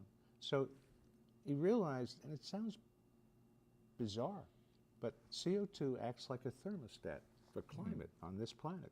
That's amazing. And was it your line, or was it his, the miniature ice museums? Or was it miniature ice I love that idea. That inside, this discovery that inside these ice cores were these little tiny museums that you could break open and move into, if they could figure out how to do it. Up until he and his son went to Switzerland, right? That's where they did worked work. with a French team. They discovered how to capture the oxygen inside and measure it. Wow. See, the idea that CO2 is the same all over the planet is true, but that's only in nature. And that was Keeling's take. That was the thought he had, because he wanted to do science in nature. So the government probably was very interested in his studies then, or not? No. No, not really, no? No. They canceled his program in 1960, the end of 1963. Wow. There were 3 months in early 1964 where there were no measurements of CO2. Yeah. Kennedy wanted to send astronauts to the moon, and it was very expensive. And I'll say this, I'll just interject this, but I really wonder if we're going to hear a lot of talk about going to Mars, and that's really what we should be doing. It's a huge distraction. Frankly, I think it's a fantasy, but. Well, I think it sounds more like it's a distraction. Oh yeah, sure. Because the bottom line is we're talking about political economics. Absolutely right. And we've got big businesses out there whose existence is based on fossil fuels. Mm-hmm. And if it is in fact the fossil fuels that are creating this global warming or this climate change, call it what you like, that spells doom for them, and they don't want that to be the case. So you've got this actually a cult of deniers. Some of them are paid big bucks to come up with negative information to poo-poo the idea of global warming or climate. Oh yeah, fake news. Mm-hmm. That's what it is. Yeah. Oh yeah. And we should call it what it is, in Sure. my view, because there's like we've been talking, and we're going to continue talking in another episode. There's plenty of data. There's no need for denial or to call something a hoax. Well, when you have the IPCC, this international group of scientists, 97-3 maintaining that global warming is a very real phenomenon and it is dangerous. Yes. It seems to me that the arrogance of those people in the denialist camp is phenomenal. And what is this? Wasn't there was something in the news this week? There was an Associated Press story, and I saw it in the LA Times. I think online it was even on the New York Times link. 3 members. Hello, this is Niswander, and welcome to the NOWMAN Show. What's happening now? This is a panel discussion, and we're going to go around the table and have each person introduce themselves. And then we're going to start a discussion about literally what's happening now and what we're doing and why we need to do this and what solutions and, well, living in the moment, that's what we're going to do. So we're going to start now at the table with Ryan. Ryan, introduce yourself, tell us a little bit about yourself. My name is Ryan Skolnick. I'm currently serving primarily as an elected assembly delegate to the state Democratic Party in California. I'm majorly focusing on the issue of healthcare. I'm a volunteer with the Healthy California campaign. I'm working as well on the drafting committee of Whole Washington, which is the Washington state program to do single-payer healthcare. And I've gotten a lot into the weeds of policy and stuff, so that's been my focus, especially now that we have bills both here in California and over in DC that we need to get done. And you're currently a student at Moore Park? Yeah, I currently study political science at Moore Park College, pretty good school. And otherwise, I work as a speech and debate coach, so something that's served me very well throughout politics, so here I am. Excellent, excellent. Melissa. Hi, my name is Melissa. Where do I look? Should I talk to you? You can talk to me or talk to the camera or whatever you like. Okay, so my name is Melissa Michelson, and I was a Bernie Sanders delegate. I went to the DNC with my compatriots, 1,900 of us. And then when I came back, I decided, let's see what's going on here. I exited, and I thought, there's no point in this Democratic Party thing, and then I was gone. But then I re-entered because I thought there was this opportunity, like Ryan, to become a delegate to the state party. So instead of a national delegate, I became a state delegate as well. I wasn't elected, but I'm an appointee of Kevin De Leon. And so that's where I'm there. And so there are a lot of us that have entered the Democratic Party and we're playing that game, whatever that is. And then at the same time, I thought, okay, I'm gonna take it a step further, and I founded the the Feel the Bern Democratic Club of Los Angeles County. And I thought, you know, if we're gonna be involved as Democrats, we might as well do the whole thing, but in our way. And so it's definitely all Bernie Sanders platform driven, and we're activists, and we're doing everything that we would normally do with, just under the auspices of the Democratic Party. And so that's what I've been involved in the recent past, and it takes up a good chunk of my time, but on the side I'm also a local activist in my neighborhood. Right now we're fighting development of private development. They want to chop down 269 trees. Mature trees 80 to 100 years old, Yes. you know, and the city council and all that kind of stuff. So maybe I'll get into it later, but that's kind of the gist of where I am. Thank you. Yeah. Yeah, I understand. Boy, I love trees. Not as much as people, but I love trees. Kaisi. What's happening?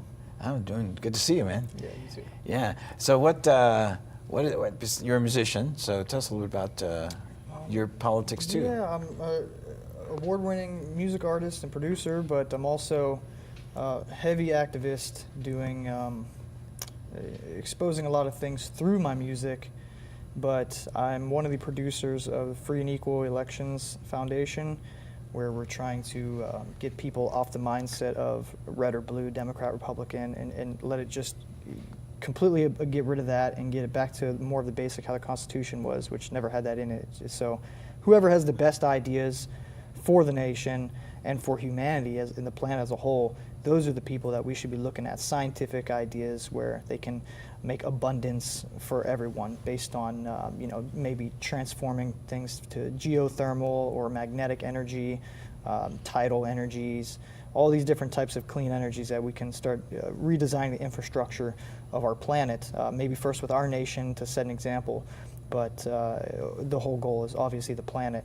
So too many left and right, different sides, they're not really focusing on this really important issue. They're still all wrapped up in the corporatocracy and the banks and the oil industry, and everything still kind of feeds them, the pharmacy industry, everything feeds them. So they all steer clear of this free energy type of model. And I'm part of, if you guys have seen the Zeitgeist films by Peter Joseph, I'm part of the Zeitgeist Media team as well. I perform at all of his events every year, and I'm a big part of that and the Venus Project, where we can use technology now. It's at such a level where it can set all of us free on this entire planet to where we all are living in abundance with basic things like food, water, shelter taken care of. When you know, it comes to 3D printing houses within 24 hours, which is easily done now. And all these different energy types of systems that we can put into play. So yeah, that's pretty much what I'm doing. I performed and produced the third-party presidential debates this last presidential 2016. race. Yep, yeah, it was at Colorado University. That was moderated by Christina Tobin. Yep, and Christina Tobin is the founder of the Free and Equal Elections, and she took me on years ago as a partner to help with the live aspect of it all, with the artists and the stage and all that stuff. And I think I was there in 2012 with Immortal Technique and Wu-Tang was there, and Sean Stone. Yeah, it was great times. Lee Camp. Great times. Yeah, that was great. Oh yeah. She's great. So yeah, we're just trying to do whatever we can, little by little, you know. Yeah, fantastic. Thank you, George. Hello all, I'm happy to be here with everybody. George Kallas. I teach political science at Miramar College, and Dan and I have a long relationship with Democracy at Work, where we've worked together, partnered together in promoting democratic workplaces. And one of them we're working on together called Arete Media Productions, which is helping to help produce the NOWMAN show also. So, and I'm happy to be here with everybody, and we're going to have some very interesting discussions about serious, mature politics. And I'm happy to be here with all of you. That's right. Thank you very much. What, no mudslinging? Yeah, no mudslinging. That's right. No slingshots with balls of clay. I had to say that. But we are symbolically going to be doing that, I guess, right? Because we're proactive people. And George and I, as part of Democracy at Work, of course, for those of you who may not know, that's an advocacy group for co-created, I should say, by the economist and professor Richard Wolff to advocate for the creation of worker cooperatives. And what that is one person, one vote in a democratic type of structure. And we're going to get into that as to how and why that's a part of going forward using the UK Labour Party manifesto as a model. And we will get into that during the course of this discussion. But this is really a discussion about what's happening now, and as you can tell from just what everybody has shared, there's a lot of issues. They're all connected, and I would say, in honor of the would be the actually 6th anniversary of Occupy Wall Street, where I first, I guess, really accelerated. I've always been an activist, but that's when my activism really began to accelerate because I realized there were 1,000 issues plus. And they all are important, and they're all connected, and we have to talk about them all and go back to the source of what connects them all together. And with that in mind, we are in a serious, deep political and economic crisis, and it's global. And everybody knows that. If you turn on mainstream media sources, they're not going to necessarily talk about it. But I'm going to ask all of you here at the table, okay? This is going to be really basic, fundamental. Does everybody have enough to eat? Do you have enough clothes on your back? Do you have a reliable roof over your head? Some do. You do? Do you specifically? Do you? I personally do. Yeah. I feel like I do. Yeah, privileged enough to be able to. At times I haven't. I had to scrape through garbage cans and dumpsters and scrounge up $1 just go get a $1 sandwich. But I worked really hard, and now I don't have to do that. Yeah. But there's too many that still have to do that. I feel like for me, the majority of why I am so stable is because I have a job that I have a union backing me and my job, and I have tenure. I'm also an instructor at a community college. So our union has, is part of a bigger union, and so on and so on. An association and so on. We're an independent union, but statewide there's still a few professors that have tenure. In relationship, I would say, I don't know, 25%, 30% have tenure. It's a dying breed. Yes. In education and academia, but because of that, I'm able to. I know I'll have a job next semester. I'll have classes and all of that, and then because I don't have to worry about where I'm going to get my job, and I was part-time for 10 years, so I know how it is to scrounge by, and classes get canceled, and then I don't have money, and then I have to, all of that. But so you were an adjunct? Yes, I was adjunct, and because I'm no longer adjunct, and I have that security in my life, I can devote myself to other things and other causes. I have the time and energy, and I don't have to worry about. And I feel like. If people had that security, very basic security, and their needs taken care of, they could get more involved politically. That's right. Who has time to vote? We have to they might have to research and all that stuff. Too much. Why bother? And plus, why bother after the fact? Yeah. So they got to get food on their tables. They got to pay for their doctor bills and all that stuff. And those are the things I don't have to worry about, fortunately, and therefore I can get involved politically. Well, there's an incentive to keep us that way too. Yes. Because when people are fighting for their survival, their family's survival, they don't have time to think about oil companies and drug companies and how they're profiting. It's one of the many ways that they turn us against each other, because we're all fighting for a scrap of one slice of pie when they have the rest of the whole pie. And when you're struggling day to day, it's very hard to look past your immediate circumstances and realizing that there's severe systemic issues that created your reality, and they're that way for a reason. because a small group of elites want it to be that way. Right. When you're a rat on the wheel, you don't have time to get off and figure out how to unlock the cage. Mm-hmm. That's true. So you want to keep us all, like cogs in the wheel.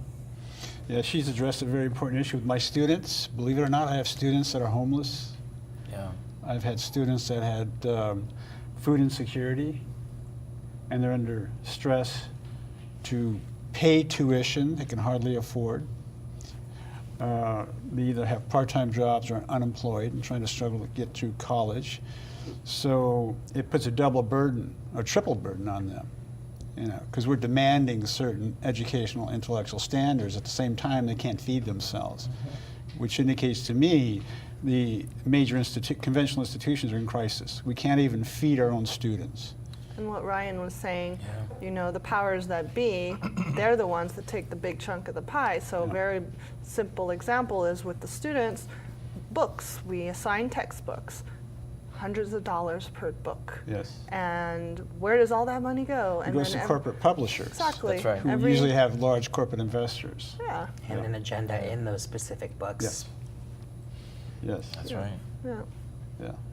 So this is not a humorous question, but I think you'll get the drift of it. What happened? Do you understand the joke? That's the name of Hillary's book. Of course, I've made jokes to people about, well, it pretty much says it all on the cover, except they left out the DNC, but that's pretty much it.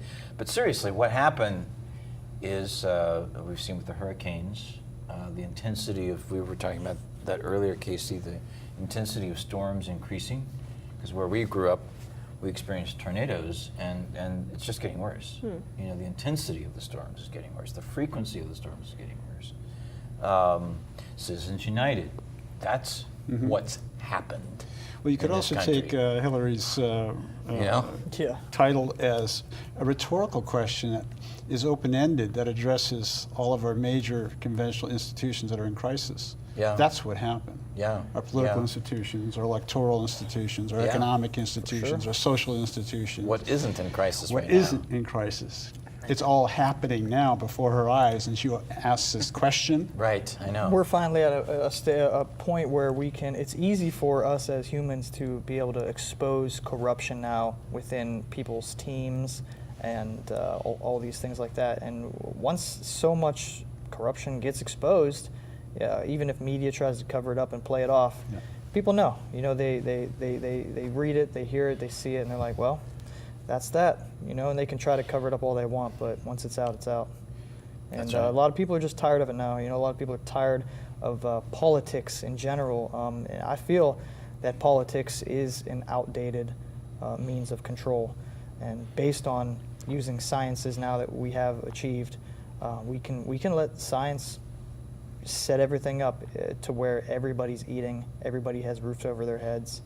Look at all the money that was spent on all these fake wars over fake weapons of mass destruction. And that was what really woke me up when I saw 9/11 happen, and I watched it, and I was watching in my classroom at school, and I saw I was like looking at another plane. I was like, oh, look guys, looks like that plane's gonna hit it too. Just joking, and then it did. I'm like, wow. When I saw that, and as it started to unfold, and they went over there with all these WMD claims and all this stuff, and then it ended up not being real, I was like, wow, that's some corrupt government stuff right there. And that was really what woke me up to our own system not representing the people's best interests and representing the corporatocracy. So yeah, we gotta stop spending all that trillions of dollars on war for no reason, causing division and death. And if we put that money into rebuilding the infrastructure of our nation, let alone the world afterwards, but first our nation, we would have enough to pay for everybody's schooling, everybody's hospitals, and we'd be able to redesign the infrastructure with clean energy systems everywhere. We can install turbines just on the East Coast. And I went to college for computer electronic energy engineering just for fun, and we can install turbines, tidal turbines, along the East Coast, minimal manpower to keep them operating, and it would bring in enough tidal energy, perpetual motion, to power the majority of America, it would go all the way up to the Mississippi, which is technically the majority of the population on that side. And that's just one form. That's just one form. It would be about $10 billion to make this happen. That's it, $10 billion. We spend trillions on war, but yet we could literally redesign everything and make everybody safe and healthy.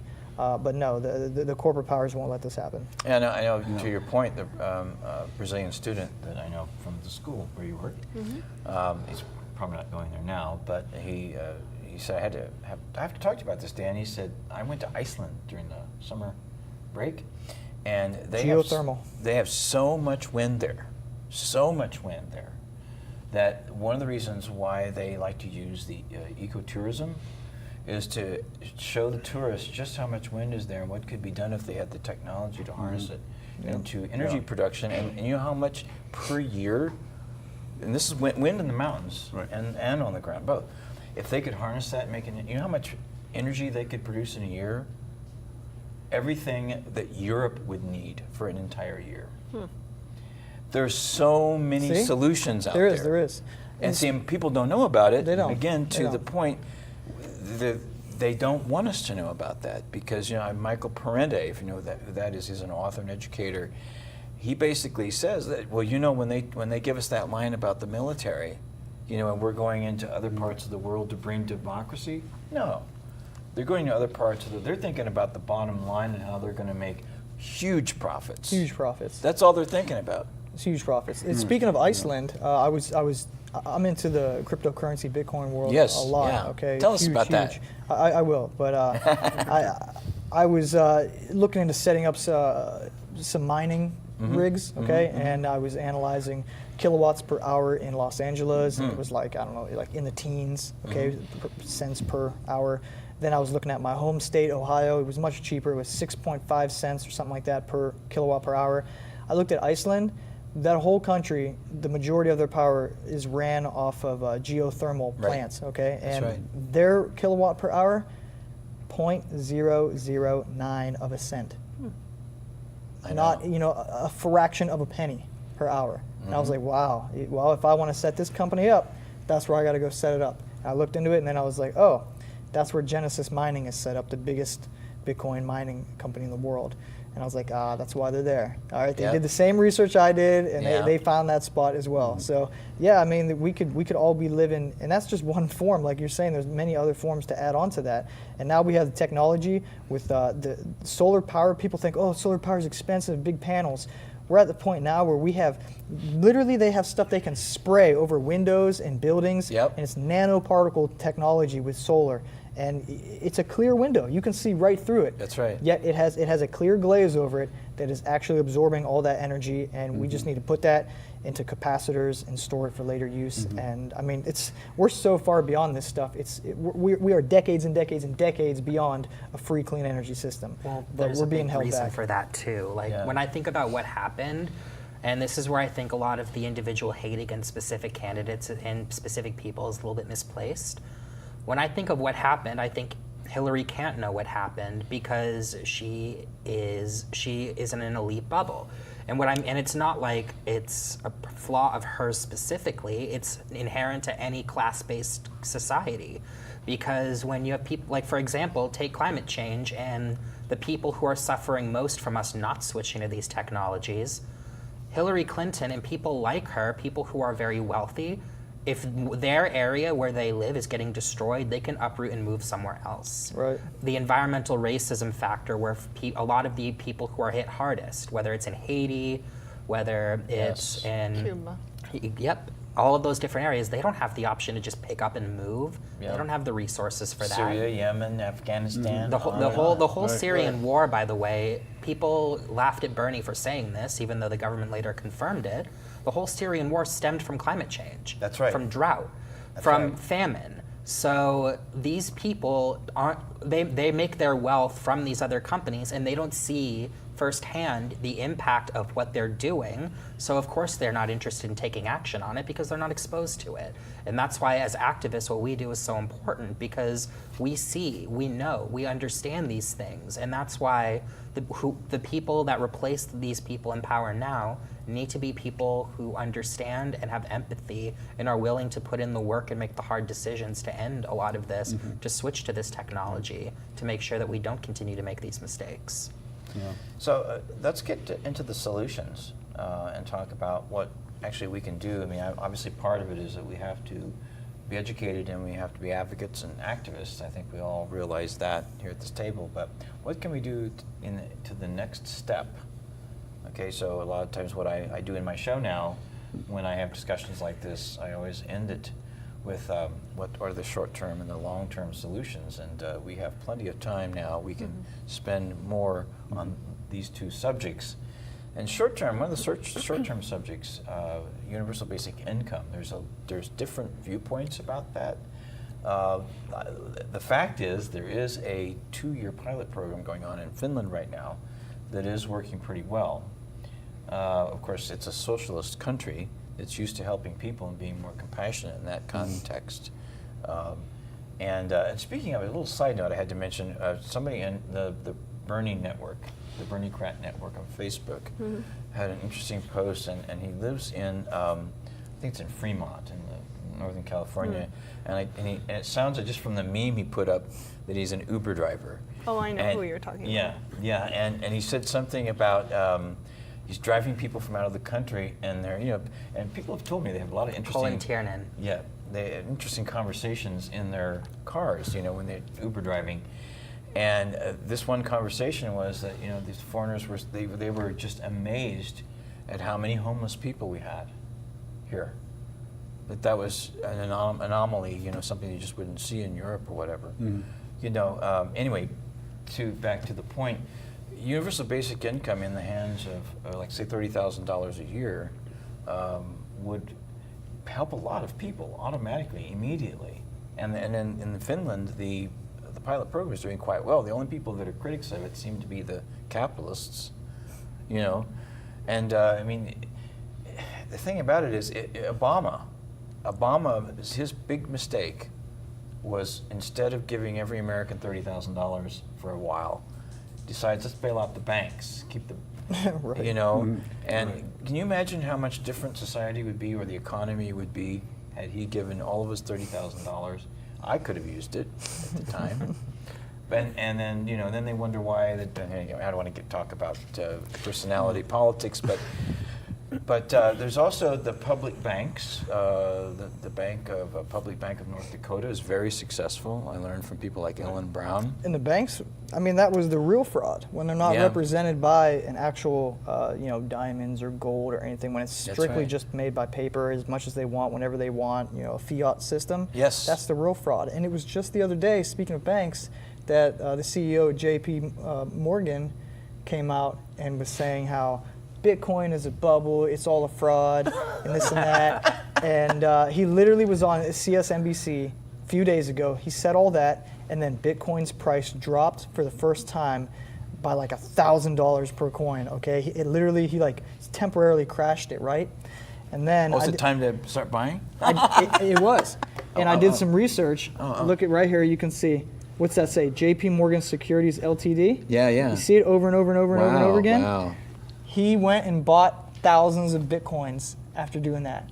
And he publicly said, I would fire any of my employees if they wanted to invest in that. He's like, it's so ridiculous and blah, blah, blah. He specifically, they did the same thing back in the early 1900s with the collapse, with that. So are you saying he's rigging the market and manipulating it? He absolutely did. And I have the proof right there. I'm actually going to leak this. I'm leaking this tonight to every news outlet there is, because I found this on one of the exchanges that I was, like I said, I'm in that world real deep. Yeah. And there it was. I saw it collapse, and I was mad because I lost a lot of money because of that, like value that I had. And I was like, you know what? I'm going to take advantage of it too. I'm going to buy a bunch right now while it's low again. And when I was on the exchange looking at that, there it was, JP Morgan, pages and pages and pages of buys, 100 coins at a time, over and over and over and over again. And I was like, wow. He did propaganda on the mainstream news, like there's so much propaganda going on already. And then everybody panicked, they sold off, and then he went and bought up. Same thing happened in the early 1900s with the whole collapse then, you know?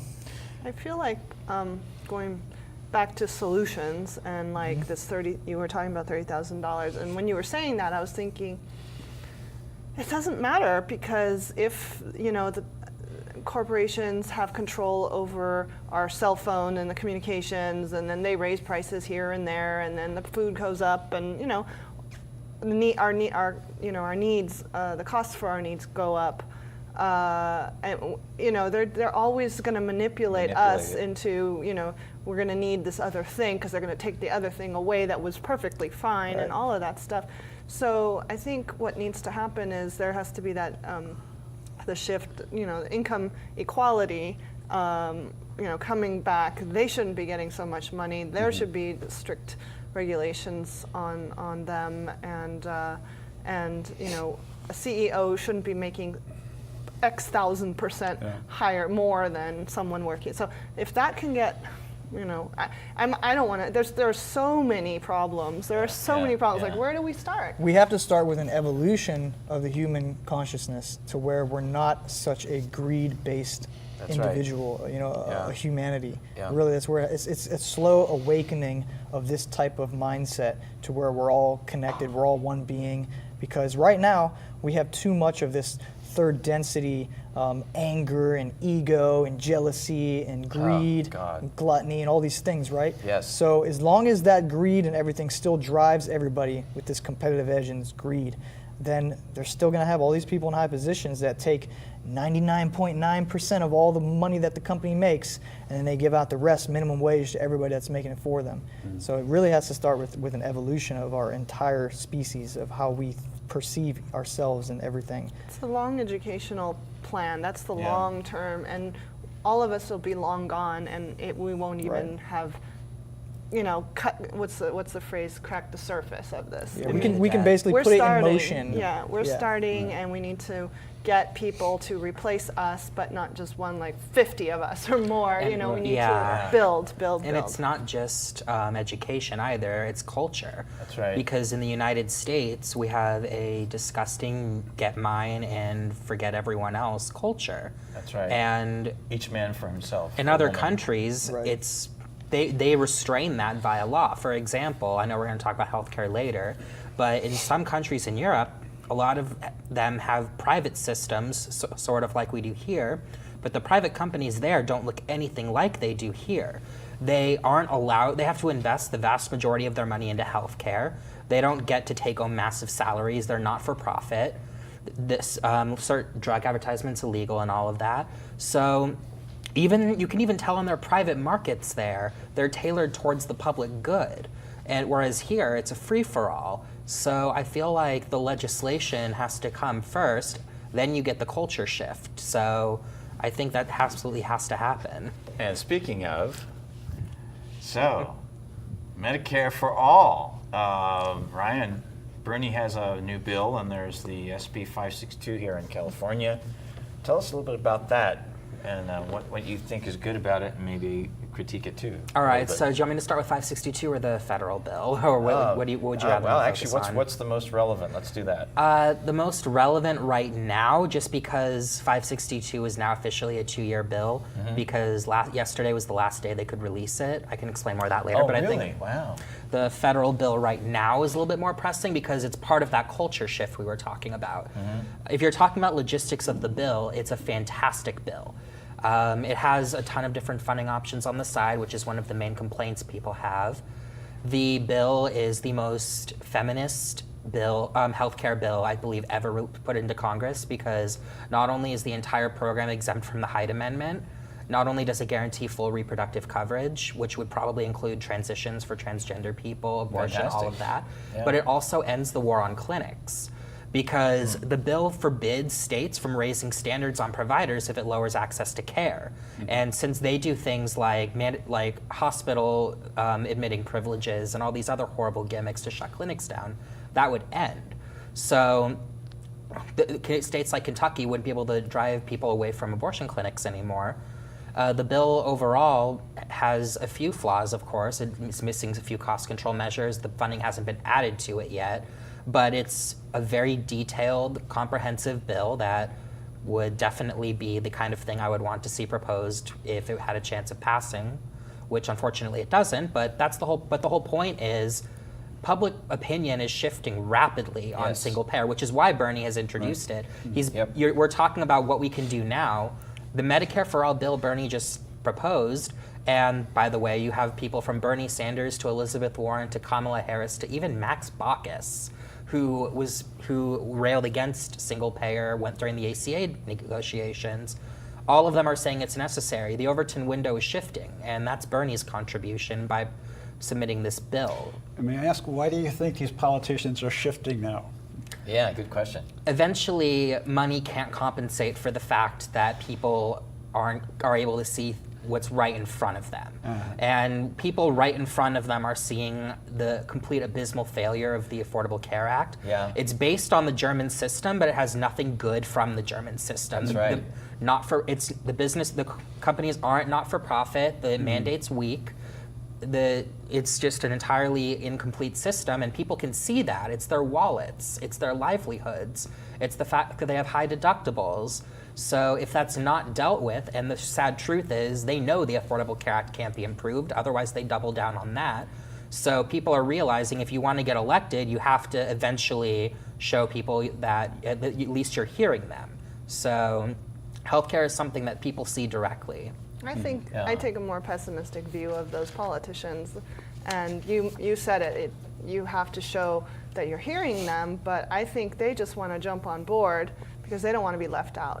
Do you think this is a cynical ploy because of the crisis of the Demo-Republican Party rule that we've been experiencing? Duopoly. The duopoly, the crisis of the duopoly. I think it's a cynical ploy for a lot of them. Has nothing to do really of any moral consideration. Absolutely not, but frankly I don't care. Because these people are in it for them, and if what it takes for them to do the right thing is to be worried about losing their cushy job as a senator, then I will take it. Just like a lot of libertarians want universal basic income, not because they care about other people, but because it would mean instead of a million different public assistance programs, you have one big program that's less bureaucracy. I don't really care why they're on board, as long as they're doing a genuine effort. For example, Kamala Harris, most people realize that she's not a firebrand progressive, but when she stood up there in front of Bernie Sanders and spoke about the bill, it was clear she'd done her research on it. She talked about the economic impacts of it and how it liberates people, and how it's and a bunch of other things that wouldn't happen if you were just talking about it from a casual, I didn't actually look into this kind of way. How come they didn't how come they haven't been pushing for that before? Because the public didn't force them to. Well, don't you think it's re-election? It's politics. That's what they, whether they, I mean, look at what happened during the, I want to go into this a long time, but look what happened during, the 2016 election, when they were putting together the Democratic platform. And what Bernie had, like, 3 people, and then Debbie Wasserman Schultz could pick 3 people, and Hillary got to pick 4 for the committee. All of those progressive issues that were discussed, supposedly initially, 80% of it was, initially accepted. They were saying, well, Bernie Sanders got 80% of what he initially wanted to put in there, but in the final outcome, you know how many of those progressive issues got passed by that committee? 0. So is that the politics we're looking at right now? I think it's there's all a shift. hot There air. is a shift. What's the shift? Things are different now. Things are different now, but. Well, at the end of the day, the Overton window is driven by what the people consider acceptable. The media has a massive sway in it, but ultimately the media feeds off what the people want, not the other way around. The reason they're able to get away with saying nonsense is because the people will accept it. But the moment people demand better, that's when they start doing better. It's the same thing with healthcare. The people are starting to demand a single-payer system. The education's a big part of it. They realize the current system isn't working. And the Overton window is shifting because Bernie's movement, a lot of the longtime activists who were there before Bernie's movement, they're now demanding it, and it's becoming politically toxic to not get on board. Even Joe Manchin is saying it should be looked at. So there is a paradigm shift going on, and I'm not someone who cares again so much why they're doing it, as long as they're actually doing it. Because now that, for example, Kamala Harris has gotten on board, the next time it comes up in front of a Democratic Senate, that makes it so much more toxic for her to say no, since she's given such a strong endorsement this time. So even though it can't pass now, this is a big deal that we've gotten so many people. I think I understand what you're saying. Is it because, once you say something and then you don't do it, that's political suicide? So maybe... Could we say we're at a historical moment now where this is putting in the proverbial wedge in the door from an amendment, for the 28th Amendment to have universal health care as a right, and then putting in the next amendment for universal basic income, and then the next amendment for a right to a job, going back the crazy thing about it is we were talking earlier about the Universal Declaration of Human Rights. Well, I'm talking about 1944, FDR's Economic Bill of Rights, where he had 8 economic rights displayed. And healthcare education was a right. When I say a right, it cannot be disputed in Congress. In fact, Congress and the executive have to enforce it once it becomes a constitutional right. It's their obligation to do it. But right now, we're in that interim moment. Like you were saying, this is where I'm unsure about the politicians, because they're very opportunistic and cynical. Most of them are bought off anyways. Well, it's not just that. It's the idea, if it's merely saying we're going to pass universal health care, are we passing it as a constitutional right? Or will it be repealed with the next administration? Because if it's right, that's a good point. And it's embedded in a permanent constitutional system. I'm not so concerned about that. And the reason being, once you give people something, it's very hard to take it away. You see that with George W. Bush trying to privatize Social Security after his supposed mandate after he beat John Kerry. He got clobbered for it. You saw the Republicans they're trying again with Graham Cassidy, but you saw them try and take away the ACA. That's a bad bill, but even still, they got destroyed politically at the moment for trying and failing.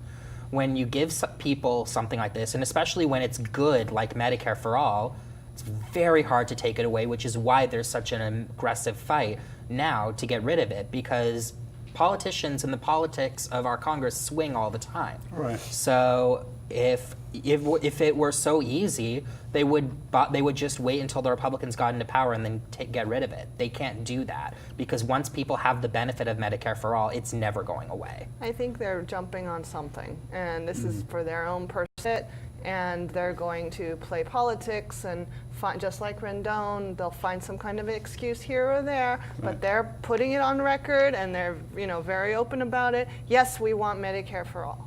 So that they don't want to be odd person out. And when Bernie Sanders is going for it, they want to go behind with him.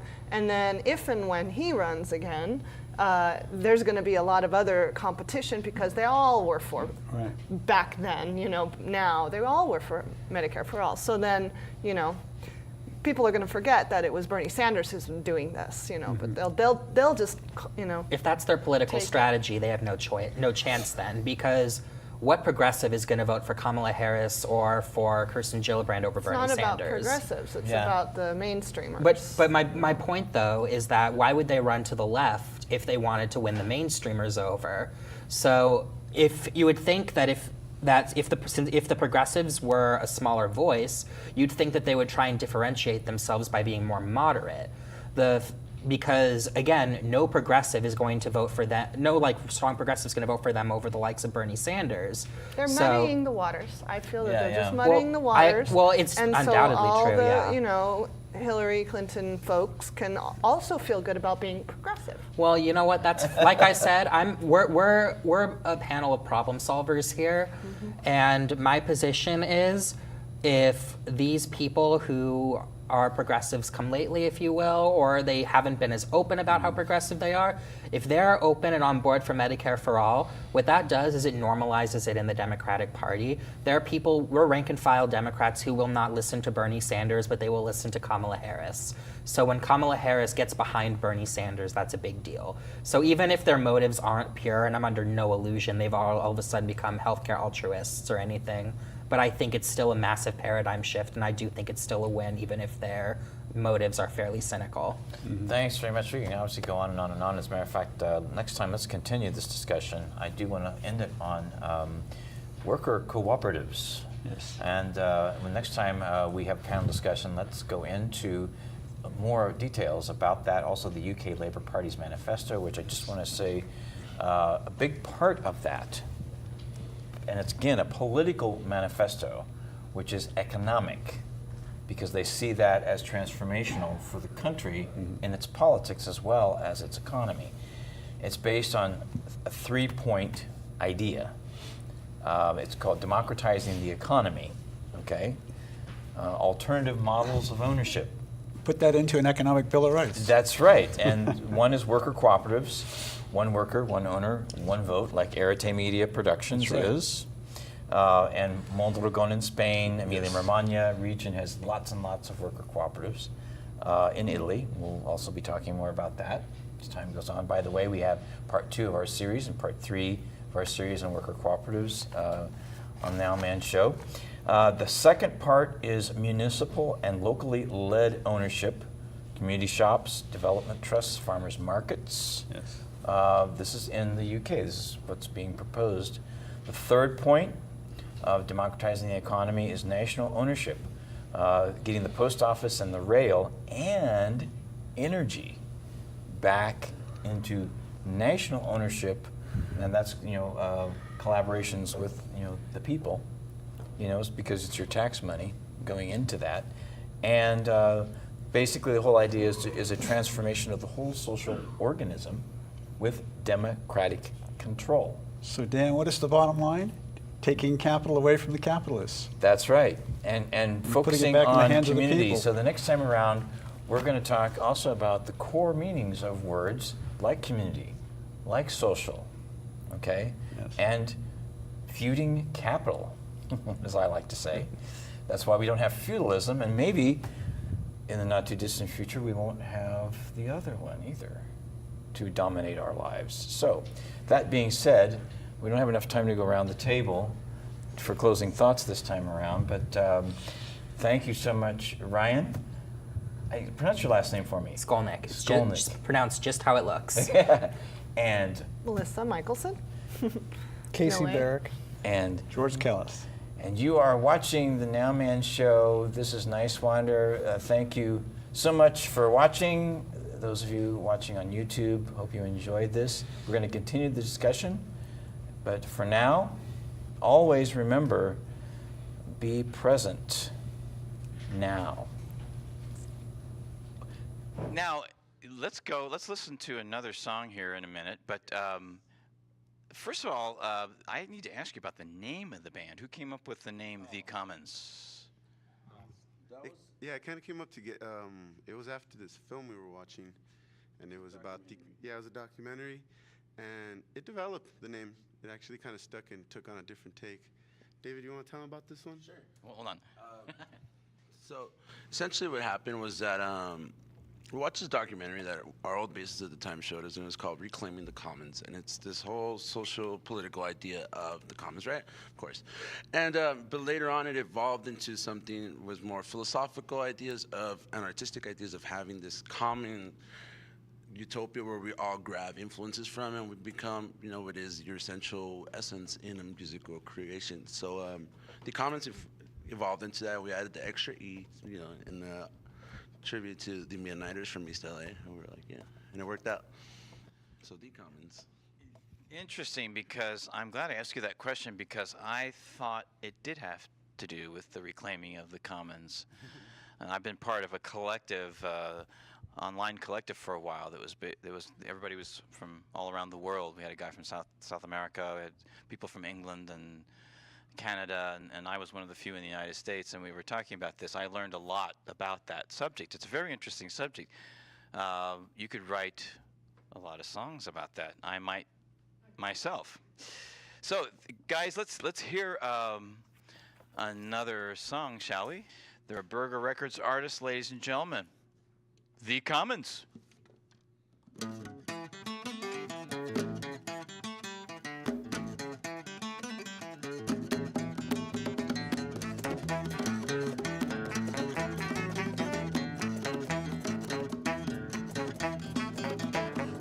puedes ocultar lo perdido en el mar de tu imaginación que corre como el río que no sabe dónde va.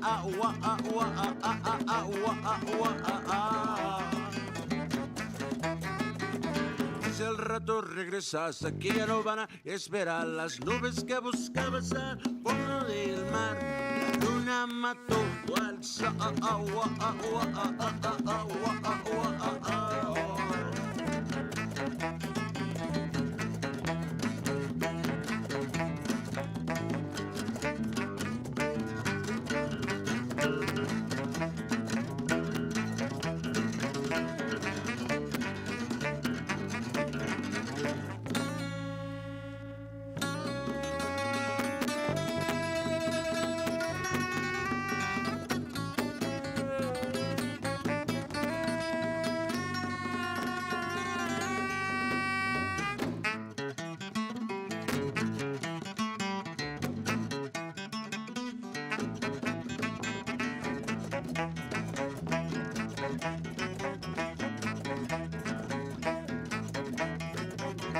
Que no puedes ocultar lo perdido en el mar de tu imaginación que corre como el río que no sabe dónde va.